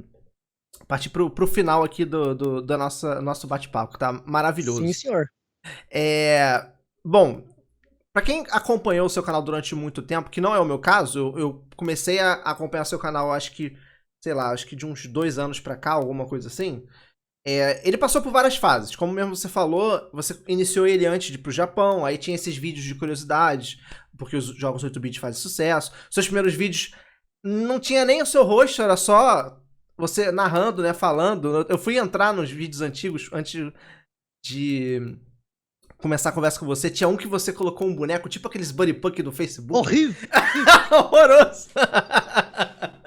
Muito engraçado, né? Bem, galera, eu sempre recomendo isso pra todo mundo. Se qualquer canal de YouTube que você acompanha e gosta, você vai na aba vídeos e filtra lá, dos mais antigos pros mais recentes. É certeira a risada. Só eu fazia isso? A risada é certeira, irmão. Vai no meu depois e faz. Meu vídeo é maravilhoso. É tudo escuro, horroroso. Eu gaguejo, é muito bom. Eu fiz questão de deixar lá o primeiro vídeo no canal. Eu não tirei nenhum vídeo no canal, na verdade. Eu também não tirei, não. E aí passou por várias fases, né? Aí você tem essa parte da questão desses vídeos iniciais. Depois que eu tava no Japão já, referente à sua coleção, que pra quem... Isui, fala aí, você é um colecionador? Não. Mas Isui, você tem um monte de coisa aí atrás. Pois é, porque um dos papéis do canal dele é gravar conteúdo que ele encontra no Japão. Então, passou por essa fase também de mostrar muita curiosidade, de unboxing, que foi onde eu entrei, né? Aqueles unboxings malucos de tirar Super Nintendo. Inclusive, eu ainda tenho 7 caixas aqui, tá do meu lado, que eu ainda não abri. Não sei o que tem, mas eu também não sei o valor também. Pois é, e agora a gente tá seu canal tá num momento que eu acho que é o auge realmente dele, e pra mim é a parte mais interessante, que é a questão de histórias, né? Você já até fez histórias de console, e agora você tá mais voltado nas histórias ou de empresa ou de jogos, de franquias especificamente. Como é que foi essa migração de conteúdo? Foi algo natural? Ou você teve aquilo na cabeça assim, eu preciso ir me reinventando, eu preciso ir fazendo conteúdos diferentes para poder achar o meu foco? E você acha que chegou nesse foco com esses vídeos agora de história? Caramba, ninguém me fez essa pergunta antes. É incrível que eu vou responder ineditamente aqui. Então, o que acontece é que no início, o meu canal, ele era para falar de mim, das minhas coisas. E aí, não tinha nada. É o meu primeiro videogame, os jogos que eu gostava, então não tinha pretensão de explicar nada. Sou hipertenso, tem um lá? Descobri que sou hipertenso. E aí é isso do Super Nintendo. Esse vídeo é um dos vídeos que eu mais gosto, inclusive, do canal. E aí o que acontece? No meu segundo vídeo, eu tinha 12 views e 11 era minha. Então eu falei, ninguém tá vendo isso aqui, o que eu vou fazer? Tu viu 11 vezes o vídeo? Eu que via todo dia. Eu via todo dia pra ver se alguém tinha visto e eu aumentava o meu view. Então, e eu gostaria muito de saber quem é que foi o outro cidadão que sabe? Então, e eu tô rindo do Diego rindo, cara, o Diego é sensacional porque ele é branquinho, quando ele tá rindo de verdade ele fica vermelho, então quer dizer, é algo muito bonito de ver, né? E aí, no meu terceiro vídeo, o Velberan comentou esse vídeo. Aí eu falei, caramba, eu ia parar e o Velberan comentou. Aí eu falei, caramba, o Velberan comentou? Então eu vou continuar. Ele comentou algo besta, falou assim, gostei desse vídeo aí, cara, continua assim. E beleza. E aí eu fui fazendo coisas com meus amigos. Você vê que tem esses bonequinhos, aí os inícios dos vídeos sempre foi com esses bonequinhos com outros amigos meus, fazendo outros amigos meus. E aí depois eu coloquei eu para falar disso. Só que é tudo muito superficial. Aí, de novo, entra o Velberan na história. Eu fiz uma vinheta para o Quinta Clássica, né, dele, que ele usou. Era uma TVzinha que ia se aproximando com todos os jogos que ele gostava e depois virava o Quinta Clássica. E aí ele quis me pagar e eu falei, não precisa não, tal. Eu falei, não, você fez o seu trabalho, eu preciso te pagar. Eu falei assim, não, então eu quero que você me pague com 1 hora de uma conversa com você num dia que você tiver tempo. E aí ele me falou, tá bom, então pode ser tal dia, e a gente conversou, e eu falei, quero que você me fale o que eu faço de errado no meu canal, né, porque eu gostaria, né, de melhorar o meu canal. E aí ele me contou 1000 coisas que eu fazia de errado e que eu não percebia, né, e aí uma delas era essa aí, de não aparecer, e eu falei, mas não quero aparecer, não vai dar certo, tal. Eu falei, mas como que a pessoa não segue o Poeira Jogos? Ela tem que seguir alguém, ela tem que falar assim, esse cara é o cara que faz, né? Mesmo que você faça só um oi, né? Você tem que aparecer. E aí eu falei, aí eu comecei a aparecer por causa dele. E logo de cara, eu comecei a aparecer, realmente as coisas mudaram, né? As pessoas começaram a querer falar comigo, né, porque antes tinha uma voz do além, então não tinha interesse em ninguém saber quem era. E aí veio a coisa que mais me deixou me deixou chateado pra caramba. Foi que começaram a me chamar de Poeira. Se você me chama de Poeira, mano, eu te falo, eu te odeio com todas as minhas forças, né? E aí eu falando, cara, por que Poeira? Porque eu coloquei esse nome ridículo no canal. Coloquei esse nome e todo mundo me chama de Poeira. A galera me chama de Dig por causa de Digplay, ué. Teu canal Poeira Jogos te chama de Poeira. Exatamente. Aí eu falei, mano, mas que porcaria, né? Só que se eu for no meu canal, 80% das pesquisas é Poeira Jogos. Ou é Poeira Jogos ou Poeira Games, que é 45 e 35. Então eu não posso mudar, né? Porque Poeira Games e Poeira Jogos é o que mais procura, cara. Beleza. E aí eu falei assim, eu não quero mais que ninguém me chama disso. Aí eu falei, eu vou falar, eu sou o Isui. Eu sou o Isui. Mas você pode ver que os primeiros você fala, eu sou o Isui. Foi com raiva, meu, né? E aí, beleza. E aí... eu sou o Isui, aí no comentário tá lá, fala Poeira! Não, e aí eu comecei a ser chamado de Isui, sabe? E aí e aí começou a diferenciar, porque ninguém me chama de Isui, só minha família, e todo mundo tá meio velhinho já, né? Então ninguém me chama muito de Isui. Então eu sei que quando me chama de Isui é por causa da internet, porque não tem outro lugar, né? Todo mundo me chama de Vitor. E aí eu falei assim, beleza, tá assim. E eu fazia parte do VGDB, né? E no VGDB, eles sempre falavam de de assuntos muito específicos e que eu achava muito chato na época, né? E, não, eu vou até te falar, eles são assuntos meio chatos mesmo. Eles falam de coisas muito técnicas que não dá certo. Só que de repente eles começaram a falar de curiosidades do Master System, que é meu videogame preferido. Né, e falando que o Master System era isso, que era aquilo, e eu falando, nossa, é sério que o Master... E aí eu fui falar assim, eu quero falar algo sobre o Master System, mas eu quero que seja, ia ser o único, tá? Um vídeo, mas que fale coisas que vocês estão me falando do Master System, mas não de coisa técnica, não, eu quero coisas legais do Master System, né? Coisas que ninguém sabe, e coisas... de como que foi a história em outros países do console e tal. E aí eu falei, eu peguei os maiores especialistas lá de Master System e fiz 3 vídeos sobre o Master System. E aí esses vídeos bombaram, sem eu falar nada, sem eu fazer nada. E aí teve gente que falou assim, nossa, o Isui copiou tudo do Wikipedia. Porque no vídeo tem todas as fontes, todos os lugares que a gente pesquisou, fotos, artigos coreanos, artigos indianos, artigos chineses e tal, japoneses. E aí eu coloquei todas as fontes nesse vídeo. Se você vê o Wikipedia falando do Master System antes do meu vídeo, era videogame da 3ª geração, lançado em 1986 pela Sega. Só isso que tinha. E aí, hoje, ele é o meu vídeo. E se você vê a alteração, foi depois do meu vídeo.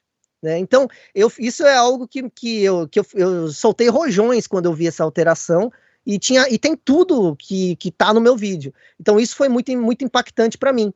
Só que, quando eu fiz esse vídeo, falaram assim, continua, fala do Mega Drive. Né? E eu falei assim, mas do Mega Drive tem muita coisa para falar? São 12 vídeos que eu fiz no Mega Drive, né?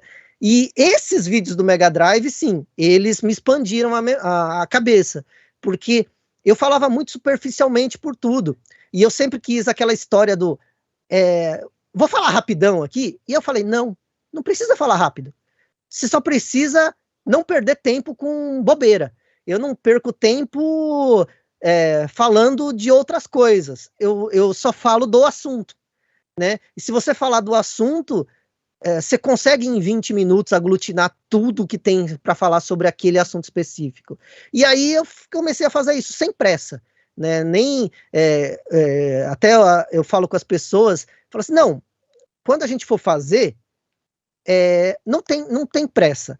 Se tem que contar, a gente conta. Se tem que falar, a gente fala. Não tem pressa nenhuma. Agora, se for água, se for lixo, eu tiro depois. Mas que tem que contar, vamos contar. Né? E aí me surgiu essa ideia de que eu tenho que contar sem pressa. Né? E foi natural. Né? Tanto que eu não peço para se inscrever, não peço like e tal. E isso acontece naturalmente. Exatamente porque eu faço vídeo para mim. Eu não gosto muito de quando a pessoa pede o like. Então eu não gosto. Aí por isso eu não quero. Eu faço vídeo para mim. Né? Eu faço vídeo para alguém como eu ver. Né? Por isso que eu sou um cara que continua vendo meus vídeos. Talvez, quando você vai lá ver 60, 70 mil views, talvez 10 mil seja minha, porque eu revejo. Não, isso não é só seu, não. Comigo também, eu não sei se todos os criadores de conteúdo são assim. E sabe o que é interessante? É que eu tenho esse costume, realmente, de ver os vídeos. Porque, assim, eu tive que armar todo um esquema para poder conseguir gravar sem editar. Porque o meu tipo de canal é completamente diferente do seu. Né? Meu canal sempre foi mais voltado para notícias. E agora que eu tô trazendo algumas coisas diferenciadas, como, por exemplo, esse quadro aqui, conversando com a galera. Mas, eu trabalho também formal de 8 às 6 numa empresa, então eu não tenho muito tempo. Esses vídeos que você faz editado, eu não consigo nem imaginar eu fazendo um negócio desse, porque dá um trabalho absurdo. Então, não passa nem pra minha cabeça fazer um negócio desse. Mas, então eu tive que me reinventar de uma forma que eu conseguisse gravar os vídeos de notícia com a minha opinião, sem precisar editar. Então eu consegui com OBS, transição de cena, blá blá blá blá blá, eu consegui me adaptar desse jeito. Vou falar pra vocês, viu? Eu tenho uma inveja monstra do Diego. Porque quando eu vejo os vídeos dele, eu falo, cara, eu queria poder falar assim, porque quando você vê a minha entradinha, tudo do vídeo tudo no vídeo, tudo é escrito, tudo é roteirizado, menos as intros. Por isso que nas intros eu repito 3, 4, 5 vezes a mesma palavra, porque as intros eu faço na hora. Eu vejo o vídeo, eu tô apaixonado pelo jogo, né? Eu falo pra minha esposa, eu tenho que estar apaixonado pelo jogo, mesmo que o jogo é uma porcaria. Aí eu chego e faço a intro. Por isso que a intro sai. Todo mundo fala, você podia fazer um vídeo inteiro naquela coisa. Não, é que eu tô apaixonado, é que nem você tá com a menina lá e você fala assim, nossa, eu vou fazer uma declaração. Aí é isso que eu tô. Naquela hora específica, eu tô apaixonado pelo jogo, né? E aí eu faço essa intro. Mas tem cada corte violento, que vocês nem imaginam, porque eu falo cada besteira. E aí eu fico com inveja do Diego, porque o Diego ele faz um negócio bem legal, assim, sem falar palavrão, sem falar besteira, sem falar groselha, e sem Mas são editar, conteúdos diferentes, né, Isui? Porque assim, você precisa de um roteiro. Quando eu vou fazer um review, e não são tantos no canal, mas às vezes eu faço, eu preciso roteirizar, não tem como. Porque você precisa lembrar do que você vai falar, detalhes que não vêm na cabeça. Agora, quando você faz uma notícia, você vai fazer um vídeo só de notícia, ou de opinião de determinado assunto, cara, você fez o trabalho anterior, você leu a notícia, você entendeu a notícia, no máximo você vai botar mais bullet ali pra você lembrar do que você quer falar, mas é algo que você desenvolve na hora. Assim, realmente, eu desenvolvi a capacidade de conseguir falar sem interromper, sem parar, sem gaguejar e conseguir ir de um vídeo de 10 minutos de início ao fim falando sem precisar editar. Alguns poucos eu preciso editar, obviamente, mas nem todos. Mas é diferente, é um conteúdo diferente, porque é um conteúdo que você vai desenvolvendo na hora. Vários vídeos meus, tipo, eu pensei em falar alguma coisa, no final o vídeo saiu diferente, porque eu fui desenvolvendo mais aquele assunto na minha cabeça enquanto eu tava falando no vídeo e acabou que o conteúdo ficou mais rico do que deveria. Mas são conteúdos diferentes, né? Não tem como. O seu tipo de trabalho não tem como não scriptar, roteirizar, porque... E, aliás, eu confesso aqui uma coisa que eu estou em fuso horário diferente, então eu não consigo participar da conversa. Não sei se ontem eu estava vendo uma conversa, eu até devia ter respondido, a gente está no mesmo grupo, e estavam falando de uma coisa, e eu lá respondi lá do início, ninguém deve ter entendido nada, né? Mas eu fico ouvindo os áudios do Diego e não consigo participar, porque são 12 horas atrás que ele falou aquilo, né? E eu sempre fico vendo assim que o Diego ele tem agora não sei, me fugiu a palavra, mas uma imparcialidade, sabe? Ele tem todo mundo que fala de Nintendo, agora, graças ao Danilo, que eu entrei no universo Nintendo, e ao Coelho. Primeiro ao Coelho, porque foi quando eu participei com ele de uma live na Warp Zone, depois o Danilo que me chamou para o Bate-Papo Nintendo e me colocou no grupo. Mas eu não tinha muita proximidade com canais Nintendo. Agora, eu vejo que o Diego tem um diferencial, por isso que ele tem esse sucesso. Porque o Coelho, ele é outra história lá. Ele não é canal Nintendo, ele é outra coisa. Então, o canal de Nintendo, melhor canal de Nintendo, maior canal de Nintendo do Brasil é o Diego, o Digplay. Só que uma coisa que eu vejo é que o Diego, ele é imparcial. Ele dá opiniões imparciais, né? E eu vejo pelos áudios, que eu escuto todos os áudios, quando eu tô no meu intervalo, quando eu tenho um tempo livre, 12 horas depois. E eu vejo assim que todo mundo, 99%, 99 não, 100% das pessoas que tem canal Nintendo são totalmente parciais. É Nintendo 100% na veia, né?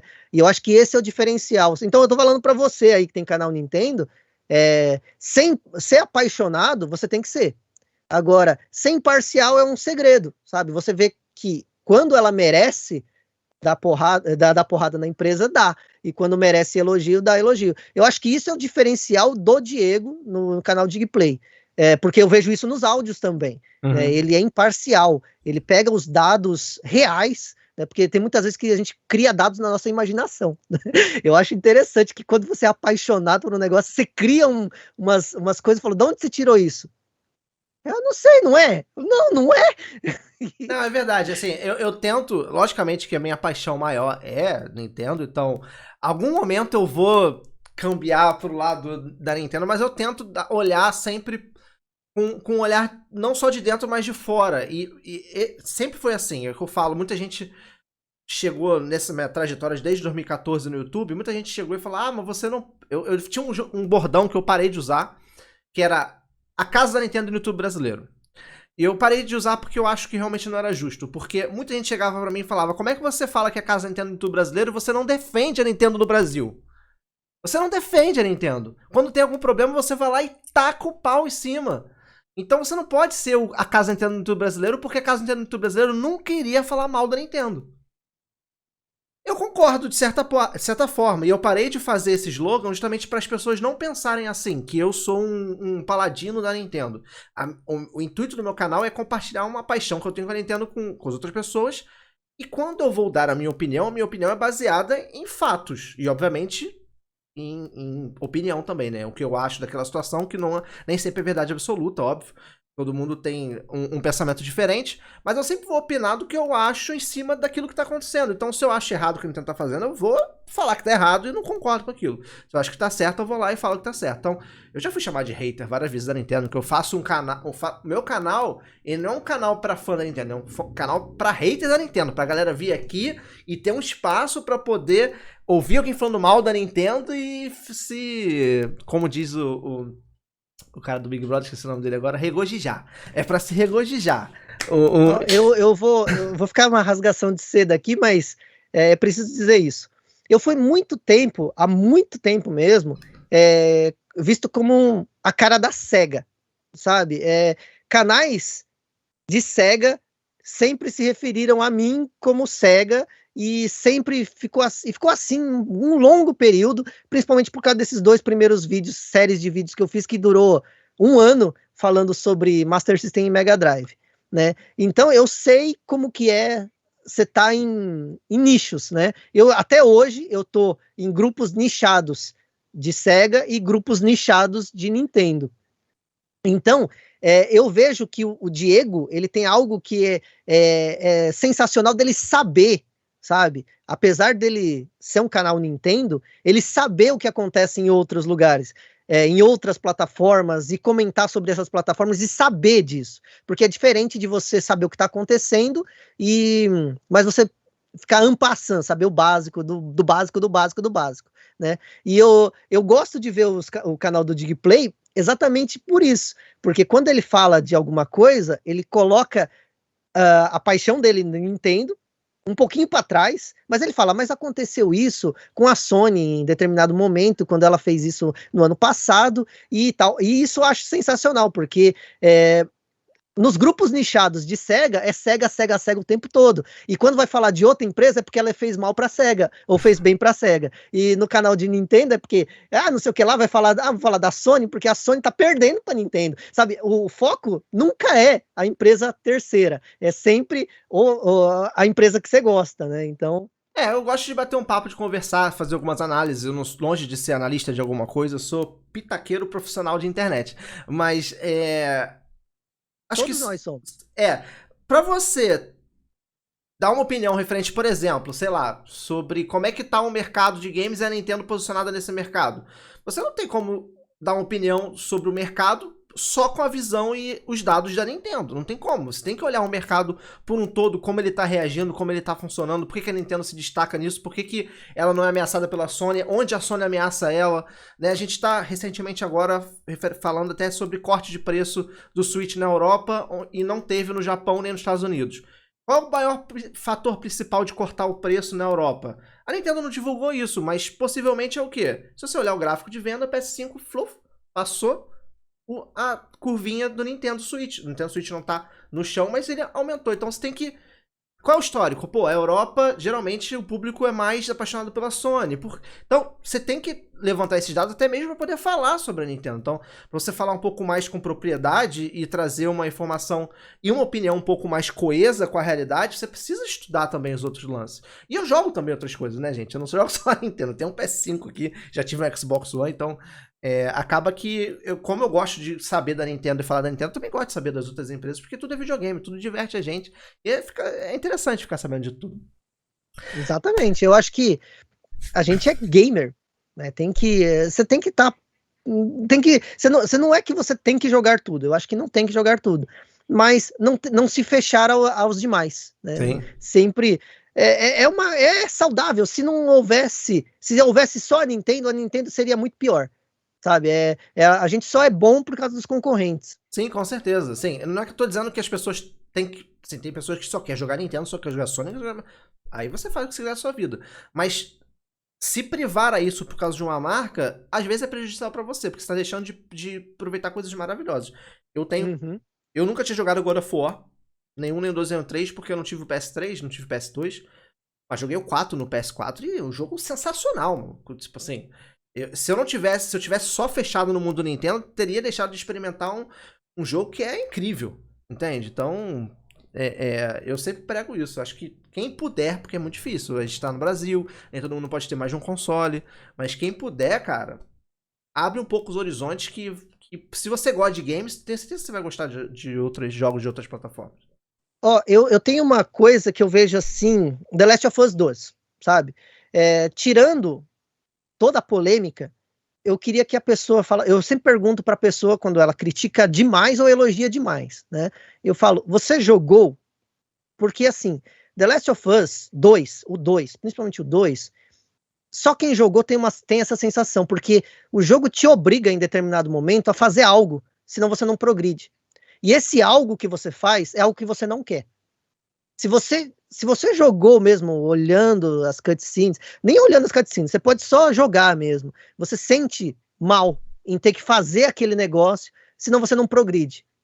E assim, se você quiser spoiler, é só você colocar, né, no YouTube, né, que os streamers que fizeram lives, tem streamer que se recusou, sabe? Eu me emociono porque é uma família para mim. O cara pode fazer.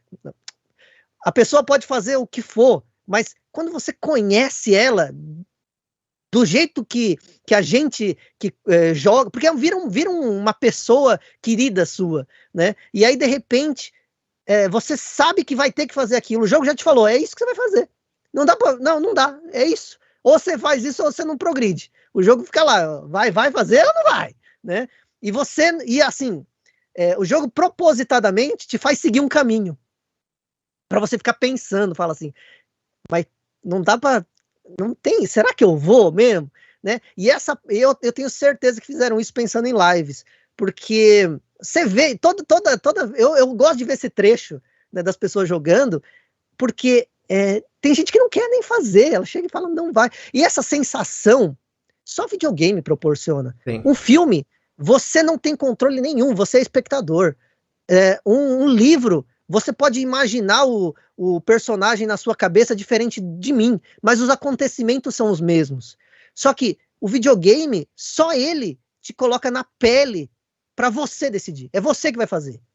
Não adianta, se você ficar parado lá, vai dar game over. Aí fala assim, então eu decidi. Então, foi você que decidiu. Tá vendo? Foi você. Não foi o videogame, né? Então, essa é uma mídia que é algo que nenhuma mídia vai conseguir, por isso que é uma mídia que vai sempre existir e vai melhorar, e as outras mídias tentam imitar, né? Black Mirror tentou imitar um videogame, né? E as próximos filmes da Netflix vão ter múltiplos finais, exatamente para imitar um videogame, né? Então, quer dizer, só o videogame consegue proporcionar isso para nós, e se você não se abrir para isso, porque tem as questões que que você é a favor ou contra, mas esquecendo isso e se focando na história, eu acho que só The Last of Us 2, no meu caso, conseguiu me passar vontade, amargura, sabe? Que Sim. você sentir emocionado com o jogo, você já conseguiu. Você conseguir sentir raiva com o jogo, já, mas sentir amargurado, sabe? Você ficar triste, mas não é um triste de, que jogo chato, não. Que cena triste. Não, é uma amargura porque você vai ter que fazer algo que você não quer. Eu nunca senti isso. E ainda assim, eu tive que conversar com o Junião para entender se era eu que estava errado, né? Mas não, essa parte é difícil mesmo. E só. Se você jogar. Eu gostaria muito de dar o spoiler para você. Mas, sério mesmo, se você Não, tiver não, condições, não deu jogue spoiler. e sinta essa amargura. Sinta. Porque assim, vamos lá, sem querer ser polêmico e estender muito, eu particularmente não gosto muito de The Last of Us franquia. Eu joguei zerei, eu tive que jogar ele 3 ou 4 vezes pra conseguir zerar. The Last of Us, pra mim, ele é um primor em ambientação, gráfico, mesmo o primeiro. A versão remasterizada é linda. Eu não joguei do PS3, eu não posso dizer. Eu joguei remasterizada no PS4, é lindo. A ambientação, a interação dos personagens, a história como ela é narrada. A gameplay é tosca, é verdade. A gameplay é o meu problema. Esse é o meu problema. A Ellie no 1 dá raiva, porque você tá em stealth lá e ela tá ali, ó. Não, não é nem só isso. Eu acho muito repetitivo o gameplay de The Last of Us, sabe? Não me prendeu. Todo o resto do jogo é maravilhoso. A gameplay não me prendeu. Na verdade, o primeiro, pra mim, ficou bom no final. Tipo, também não vou dar spoiler, mas o final do jogo, pra mim, realmente é o ponto alto dele, do primeiro. Em quesito até de jogabilidade mesmo. Eu fui jogar o segundo. E o segundo, ele é muito maior em todos os quesitos do primeiro, sem dúvida nenhuma. Realmente acontece coisas. Eu não sei se eu cheguei nessa cena específica, mas eu cheguei na cena mais vazada da internet, que é logo no início do jogo até. E você fica com raiva, o jogo te dá vários sentimentos assim que é indescritível, realmente. Alguns filmes já te deram esse sentimento já, mas é o que você falou.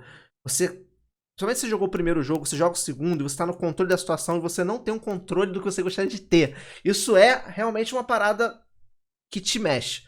Só que eu esbarro no gameplay do jogo. O gameplay do jogo não me pega, nem do primeiro nem do segundo. Eu vou confessar pra você que isso é uma meia-culpa meu. Eu sou muito apaixonado por contar histórias. Tanto que quando eu vou contar qualquer vídeo, eu tenho que saber a história dele para falar assim, vamos fazer. Aí não vamos fazer, sabe? A história tem que ter um início, meio e fim e tem que ser uma história, tem que ser realmente uma história, senão não quero. Se for só, se desenvolveu assim, assim, assim e pronto. Não, tem que ter a jornada do herói, tem que ser dar merda no início, o cara tem que ir se reerguendo, depois ele tem que ter um obstáculo para ter uma redenção no final. Tem que ser isso. Se não for assim, eu não faço o vídeo. Né? É sério, tem uns 12 vídeos que eu não coloquei porque não me pegou. A história, eu gravei, teve edição e tal. Não. Eu tenho que realmente falar, isso aqui foi foda mesmo. E aí eu sou apaixonado por histórias e isso me pega muito num jogo. Talvez mais que a jogabilidade, né? Isso aí eu posso levar pedradas, mas a história para mim é extremamente importante, sabe? Tem muitas vezes que o jogo tem uma jogabilidade, até as pessoas vão me bater aqui, mas Super Mario World não é um jogo que eu goste tanto, sabe? Porque toda a história do Super Mario é um rapto de uma princesa que vai atrás, sabe? É algo que isso me impacta, sabe? Isso, eu gosto de jogar o Super Mario, mas não me impacta, sabe? É algo que a jogabilidade é 100% do jogo, sabe? Quem gosta de jogabilidade, gosta de Mario, por isso que Mario faz sucesso, porque todos os jogos são uma jogabilidade na pinta, né? Mas a história para mim é muito, muito, muito importante. Tanto que eu sou apaixonado por cinema. Se eu pudesse voltar no tempo, não faria publicidade, faria cinema. Eu fiz publicidade porque eu tinha emprego, né? E cinema você tem que fazer o seu você não consegue sozinho fazer nada. Você tem que estar em algum lugar, alguém tem que comprar a sua ideia e tal. Mas se eu pudesse voltar no tempo hoje, eu faria cinema e não publicidade. Mas são perfis de jogadores, não tem jeito. Assim, tem gente que gosta mais de gameplay, tem gente que gosta mais de história. Eu, particularmente, sou um cara que gosto mais de gameplay. Eu acho que tudo também depende um pouco da trajetória. Eu joguei muito Nintendo quando era mais novo, quando era criança, né? Eu tive um Famiclone, eu tive um Super Nintendo. Depois eu migrei pro PC, eu fiquei muito tempo no PC. E no PC Qual Famiclone que você teve? Eu tive o High Top Game Turbo. Era o High Top... coisa do Brasil, cara. Da Milmar, se eu não me engano. Era Milmar. Eu acho muito legal quando a pessoa fala que teve um Famiclone. Eu sempre quero saber qual que teve. Porque... É um preto e amarelo, não sei se tu conhece. Ele é um preto e amarelo, tinha os botões turbo. Ele é preto com os detalhezinhos amarelos, assim, né? Aí o controle dele tinha 4 botões, 2 amarelos, 2 vermelhos, que eram turbo. Por isso que ele é High Top Game Turbo, só por causa dos botões turbo, que nada mais era do que o botão apertando várias vezes. Eu acho muito legal, eu até queria fazer um videozaço assim, falando só sobre os clones. Mas um clone, os clones mais o Phantom System, lógico que merece um vídeo inteiro só dele, né? Porque é a história é a história do que eu gosto, né? De redenção, caiu, levantar, deu merda, conseguiu, mudou e aí lançou, sabe? Eu tava vendo o Hightop Game Tour pra comprar, pra ver o preço dele, né? Pô, muito caro, mano. Mas tinha um que tava lindo, a caixa intacta, 2 controles, tudo original, só que tava, sei lá, R$ 900. Eu falei, cara, R$ 900 num Famiclone. Ó, eu não sei, assim, se você sabe, né? Mas o Master System japonês, ele é totalmente diferente do Master System do Ocidente, né? O Master System aqui é o Mark III. Só que o Mark III é de 86, né? 85, né? Não, é 85. E aí o Master System é de 86 e o Master System japonês é de 87. Ele foi lançado depois. E ele tem todos os add-ons. Eu falei assim, que o óculos 3D está numa entrada P2. Aí o cara falou assim, não, mas não tem entrada P2 no Master System. No Master System japonês tem, porque ele tem som FM, ele tem todos os add-ons que tinha no Mark III que vendia separado, era incorporado dentro desse Master System japonês. Então ele veio depois, ele é um Master System caríssimo, ele é mais caro que Neo Geo. E aí, eu sempre quis ter um, só que é caríssimo, caríssimo, caríssimo. Até o dia que eu consegui comprar um na caixa, mas vou te falar assim, ó, no vídeo, se você ver, eu estou emocionado e ele tá aqui do meu lado aqui, e eu fico emocionado toda vez que eu vejo ele, porque além de ser um videogame, lógico, né, o que eu tinha era um Master System 2 da Tectoy, mas você querer ter tanto aquele console que te lembra e ele ter uma história, eu acho que ele tem uma história comigo na vida, como infância, e depois do canal também, porque é um console que me fez mudar os rumos do canal e N coisas assim, então é muito importante para mim, e eu no vídeo do canal, todo mundo fala que eu estou emocionado, e eu tô mesmo, é sensacional essa sensação, por isso que vale, sabe, você comprar. Sim, eu fiquei balançado. Vamos partir aqui então para 2 perguntinhas finais pra gente fechar esse vídeo. Eu não sei se você acabou de responder uma, mas acredito que não. Qual é da sua coleção, que não é uma coleção, porque você não é um colecionador? Mentira. Da sua coleção, qual é o item mais valioso que você tem? O item mais valioso que eu tenho é meu PS3, cara, porque todo mundo me fala assim, você vai vende seus videogames e para ir pro Brasil. Eu podia ter vendido meu PS4. O PS4 podia ter vendido perfeitamente porque não vale nada. Mas o meu PS3, ele é muito importante para mim. Eu comprei meu PS3 em 2010, 2011, eu acho. 2010, final de 2010. E assim, eu não tava mais jogando videogame, sabe? Eu tinha meu PlayStation 2, estava parado lá um tempo, só que minha mãe ficou doente, minha mãe contraiu câncer, e a gente não sabia o que era. Era eu e ela, eu parei de trabalhar, e aí a gente foi indo em médico, vendo o que ela tinha, até descobrir que ela tinha um linfoma, mas já era tarde pra caramba, a gente fez um tratamento, mas já era tarde.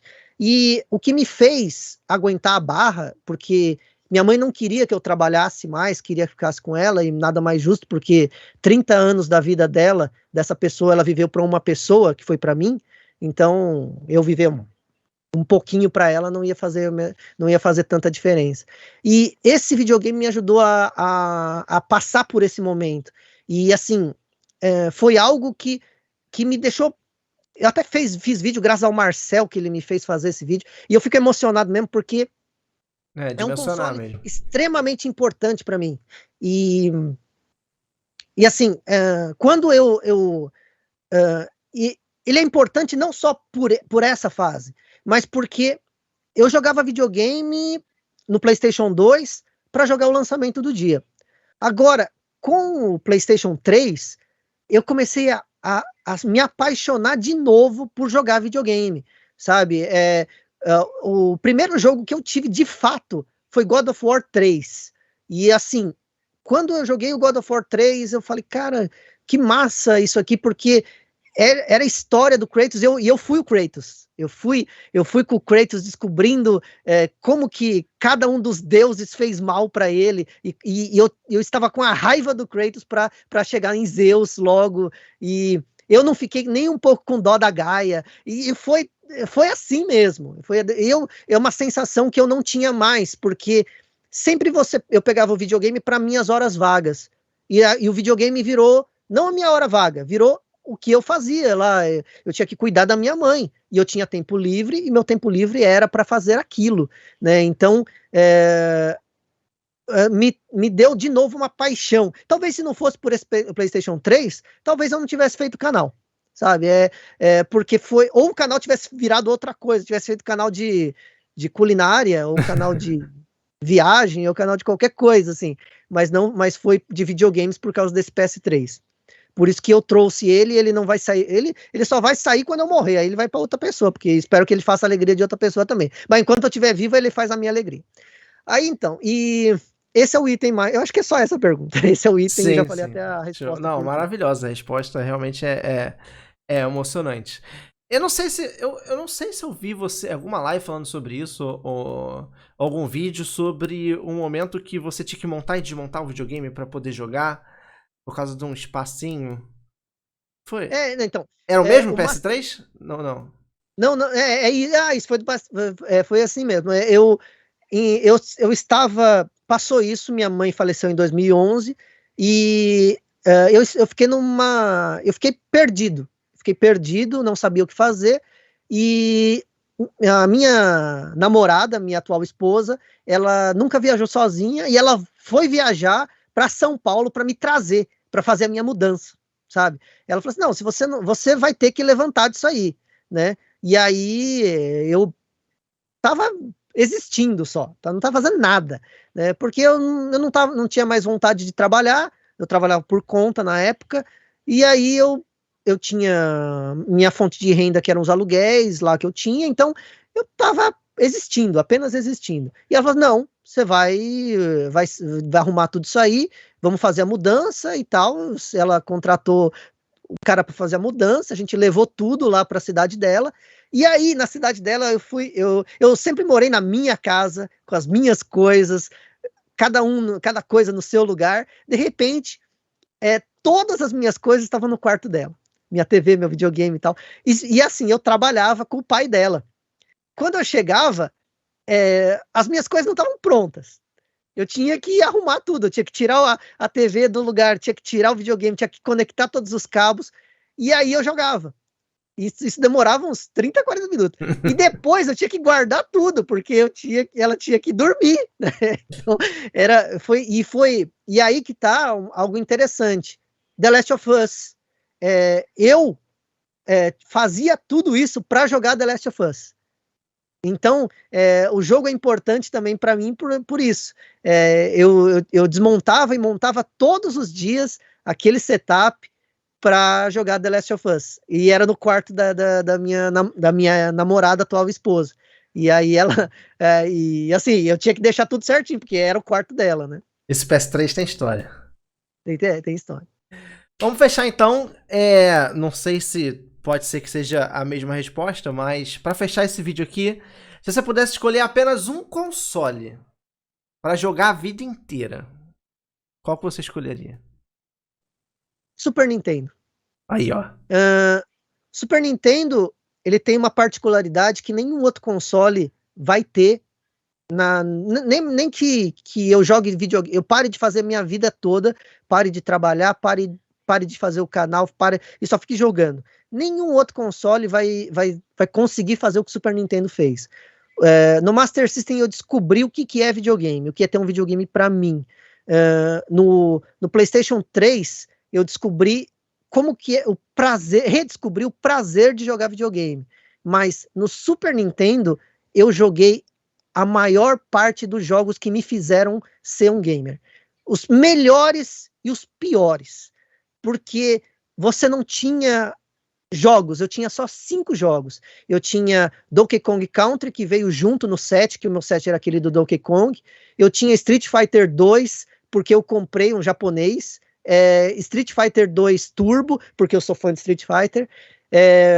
Dead Dance, que é um jogo porcaria de luta, o pior jogo de luta da história do planeta. E Mortal Kombat 2, porque eu sempre gostei muito de Mortal Kombat 2 e foi pirata, Mortal Kombat 2 pirata. o único jogo pirata que eu tive do Super Nintendo. E depois não podia comprar mais. Eu comprei pirata porque não tinha como comprar outro jogo. Eu comprei o pirata a R$ 20 e para conseguir esses R$ 20 eu tive que, sei lá, eu não lembro. Eu sei que eu juntei. Era muito difícil conseguir R$ 1, gente. Eu só tinha moeda. Eu não sei como que eu conseguia R$ 1, né? E eu consegui R$ 20 para comprar esse Mortal Kombat 2 pirata. E fitinha cinza, parecendo com a do Super Famicom. E a label do Mortal Kombat do Super Nintendo. E o Super Nintendo eu alugava fitas todos os dias. Então, eu sempre estava com cartucho lá. Eu voltava da escola, eu falava com a dona da locadora, era minha amiga, então ela deixava eu pegar 3, ficar 4 dias, e no fim de semana pegar 3 e ficar o fim de semana todo. E eu pedia, ligava para ela, ela reservava para mim quando chegava, ela falava, chegou e tal. Então, lá eu joguei Super Metroid, lá eu joguei Pit Fighter, que é o pior jogo que eu joguei na história. Horroroso. Lá eu joguei. Cara, eu tive. Eu me lembro quando eu aluguei Legend of Zelda Link to the Past.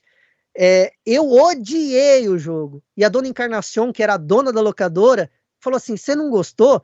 Eu vou te contar aqui. Ela é uma espanhola e ela falava muito bem inglês. Ela falou assim: você tem um tempinho? Sentou. É o jogo que eu mais gosto. E jogou desde o início. E foi me mostrando o jogo. Videogame é minha. A dona Encarnação já faleceu. E a dona Encarnação eu trabalhava na feira com a minha mãe. E ela comprava feijão, minha mãe vendia feijão. E eu era cliente dela. E ela era minha cliente também. Então, são coisas que só o videogame consegue. Verdade. Porque se eu visse um filme com a Dona Encarnação, o filme ia ter aquela sequência. E com Legend of Zelda, eu descobri que não precisava ter aquela sequência, sabe?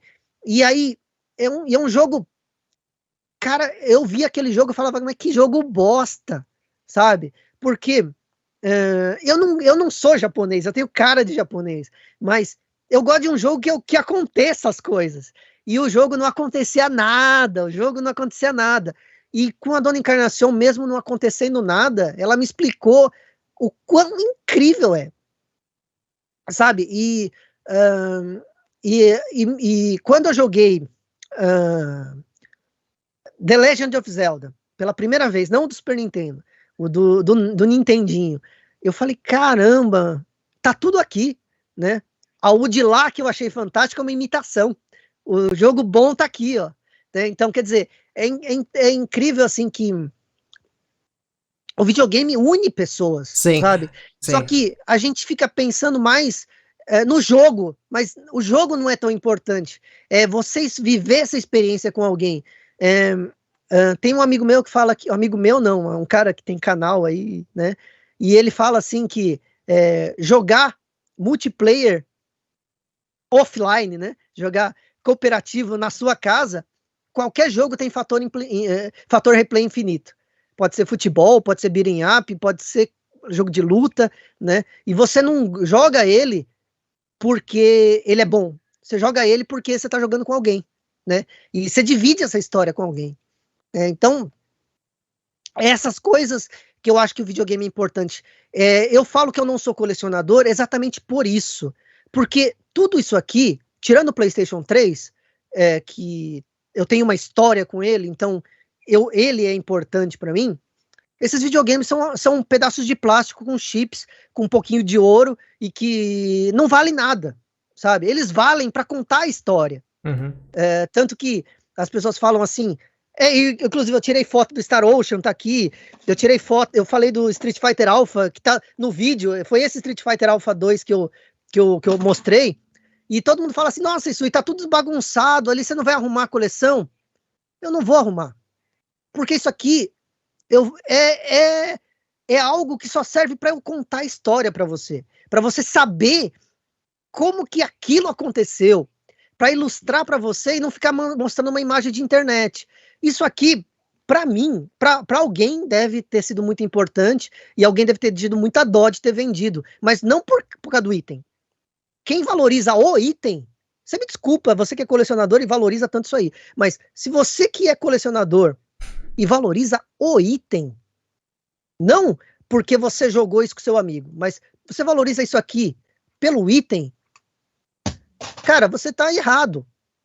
Cara, você tem que valorizar pela pessoa que estava com você jogando, pela sua história que você teve com ele.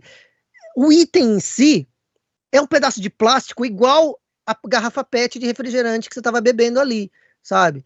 O importante, esse jogo que eu joguei agora aqui, depois eu vou me desculpar com ele, porque ele é muito importante, porque ele fez parte para fazer o vídeo, sabe? Ele se tornou importante porque eu tive uma história com ele. Eu fiz um vídeo com ele.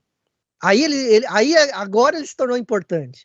Mas antes dele estar na loja, ele não era nada, sabe? O item ele tem que ter uma história com você para ser importante, não um pedaço de plástico que você comprou porque ele está custando 18 mil reais hoje, né? Não, foi uma aula. Eu queria até agradecer pela aula aqui que você deu aqui pra gente agora, nesse momento. E realmente, eu concordo com tudo que você falou. Puxando o gancho que você já tinha falado lá atrás, que o videogame passa uma experiência que filme, série, etc. não dá por ser interativo e você tá, entre aspas, no comando e se envolvendo com aquilo ali, com aquela história. E a interação é o que você falou, sai da tela. É a interação... A história que você tem com a Dona Encarnação, né? Esse é o nome, né? A interação que você teve com ela foi única justamente por causa daquele jogo específico. Aquele momento que você sentou ali, ela te explicou, então você teve aquela troca de informação, aquele momento junto com aquela pessoa que você já tinha uma consideração muito grande, então isso fica marcado na sua história. Eu tenho uma história até que eu costumo falar com o pessoal, que com a minha mãe também, ela também já é falecida pelo mesmo motivo da sua mãe, e ela nunca jogou videogame, ela não gostava de videogame, então o Mario Bros 3 fez uma pequena união que a gente tinha. Porque eu era muito novo quando jogava Bros 3 no Famiclone. E aquele bônus da casa do Toad de passar as carinhas pra você montar o cogumelo, a flor e tal, a estrela que ficava passando 3 linhas, eu não conseguia fazer aquilo. Eu era muito novo, não tinha a coordenação pra parar certinho. Então eu sempre chamava minha mãe pra ela fazer. E aí aquele momento pra mim era muito legal. Eu lembro até hoje, assim, embora tinha 5, 6 anos, sei lá. Eu lembro quanto era legal pra mim, porque era um momento que minha mãe tava me ajudando no videogame, num universo que ela não manjava nada, saca? Então, o Mario Bros 3 é um jogaço muito bom. Foi o jogo que eu mais joguei no meu Famiclone, mas o que eu mais gosto, a lembrança que eu mais tenho é essa.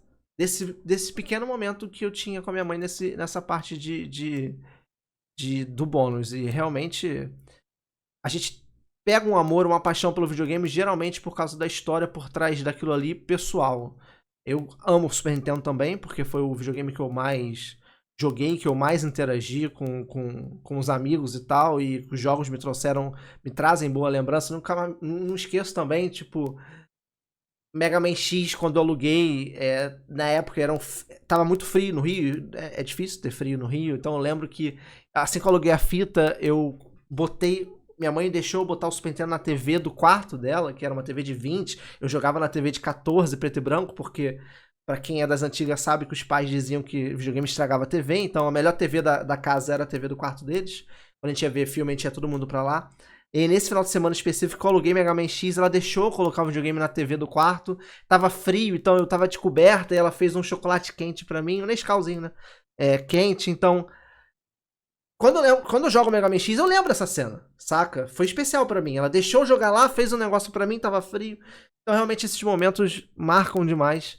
E, cara, foi aula que você falou. Eu vou agradecer 2 vezes você. Primeiro por ter vindo aqui e por estar realmente dando esse depoimento que Você não me perguntou, mas assim, meu primeiro contato com videogame também foi algo mais ou menos assim. Meu pai, ele faleceu muito cedo, ele tinha 46 anos. Né, e ele sofreu um derrame, ele tinha pressão alta, coisa que eu também tenho. E ele fazia um tratamento porque ele era alcoólatra também. Poucas vezes eu falei isso, mas não tem problema hoje eu falar aqui. E ele era alcoólatra, ele fazia um tratamento na casa de um senhor. E nesse dia, minha mãe trabalhava e ele não podia me deixar com nenhum lugar. E ele falou assim, perguntou se podia me levar. e podia levar. E aí era na casa desse senhor que ele fazia esse tratamento. E aí ele tinha uma filha que eu não me lembro dela, eu acho que ela, para mim ela não existe, porque eu não me lembro dela. E aí eles tinham um Atari lá, né? E aí ele falou assim: você quer jogar um videogame? E eu não sabia o que era videogame. E aí ele falou assim: liga para ele videogame. Ela tinha muitas fitas, só que eu não sabia que dava pra trocar, depois que eu fiquei sabendo. E ela tinha ligou o Atari com River Raid. E eu joguei River Raid. E você não tem noção disso. Uma TV, você não dá nada para ela. Você só recebe dela. Na minha época, ela estava ligada e você recebia as imagens que ela te dava, mas você não interagia com ela. Você não fazia nada para ela modificar a imagem dela. Sei lá, ela não para, ela continua fazendo a coisa que ela quer. Ela vai para a esquerda, a pessoa não vai para a esquerda, ela faz o que ela quiser, né? E menos o que você manda. E você imagina um menino de 8 anos, porque meu pai morreu quando eu tinha 8 anos, então eu tinha mais ou menos isso, e eu consegui comandar o que a TV, que é um aparelho que você não tem comando, você conseguir comandar aquilo. Aquilo ficou tão na minha mente que quando eu comprei meu primeiro computador, isso já depois de anos, eu já tinha o Super Nintendo, eu já tinha passado por 1000 coisas, eu tinha feito curso de informática na Databyte, eu tinha feito curso de datilografia na Datilog, e aí eu já sabia de muitas coisas, eu já joguei Fórmula 1 usando DOS, colocando C, dois pontos, programas, barra F1, não sei o que lá, executável, F1 Championship, ponto executável, eu fazia tudo isso aí. Quando eu comprei o meu computador, eu baixei o Stella, emulador de Atari, e instalei River Raid. Só. Um disquete cabia todos os jogos do Atari. Mas isso foi tão impactante na minha vida que eu joguei River Raid.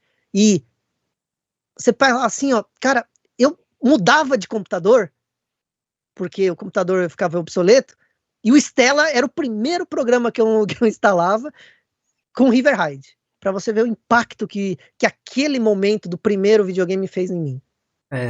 Vou parafrasear nosso amigo Diego Ramírez. É lindo isso! A gente tá falando dele mais cedo. Um abraço pro Diego lá da Tectoy.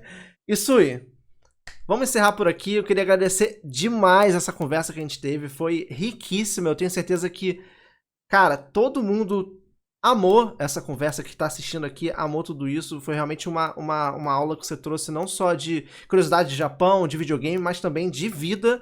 E agradeço demais. Muito obrigado. E, por favor, fala pro pessoal onde a galera consegue te encontrar aí nessa internet já fora. Tem o Poeira Jogos, um canal de games aí. E tem no Instagram também, se você quiser me seguir no Instagram, é @VitorIsui, né? E só isso, eu vou te falar que é uma honra estar aqui. Eu vou de novo falar, se você quiser perguntar pro Juan de Nostalgia, o primeiro cara que eu conheci mesmo, um pouquinho maior que eu, foi o Juan. E aí, uma das primeiras pessoas que eu perguntei foi o Digplay. Eu falei, você conhece o Digplay? Porque vocês dois falam de Nintendo e tal. Eu falei, eu tenho o contato dele, você quer que eu te passe? Eu falei, não precisa não, porque eu só queria saber se você conhecia ele e tal, porque ele fala de Nintendo que nem você. Ele falou, ele fala, assim, mas eu falo só de Super Nintendo, ele fala de um monte de coisa e tal, né? E aí, mas se você quiser, eu tenho o contato dele. Não quero incomodar ele não. Né? E eu nunca imaginei que eu ia estar participando do canal do Digplay. Então, para mim é uma honra imensurável falar isso aqui. E é de verdade, é uma honra mesmo. Você pode perguntar pro Juan, que ele sabe que ele ofereceu o contato umas 40 vezes, mas eu falei, não quero incomodar, não quero não. Eu realmente não sabia disso, eu fico bem honrado mesmo, agradecido. Pô, mas é verdade, pode perguntar pra ele, eu falava assim, mas o Digplay você conhece? Lá eu conheço, mas não era aquele que eu queria que a gente fazia um quadro junto, ele sempre tinha um convidado, eu queria que ele convidasse você, mas ele nunca convidou, ele convidou o Valdeirão, convidou um monte de gente, mas nunca convidou o Digplay. Aí o quadro acabou, né, e ele nunca convidou. Que era um quadro que a gente jogava um jogo, né, todo mundo ao mesmo tempo, né, para ver quem fazia mais pontos, que era o Challenge Accept. Mas acabou.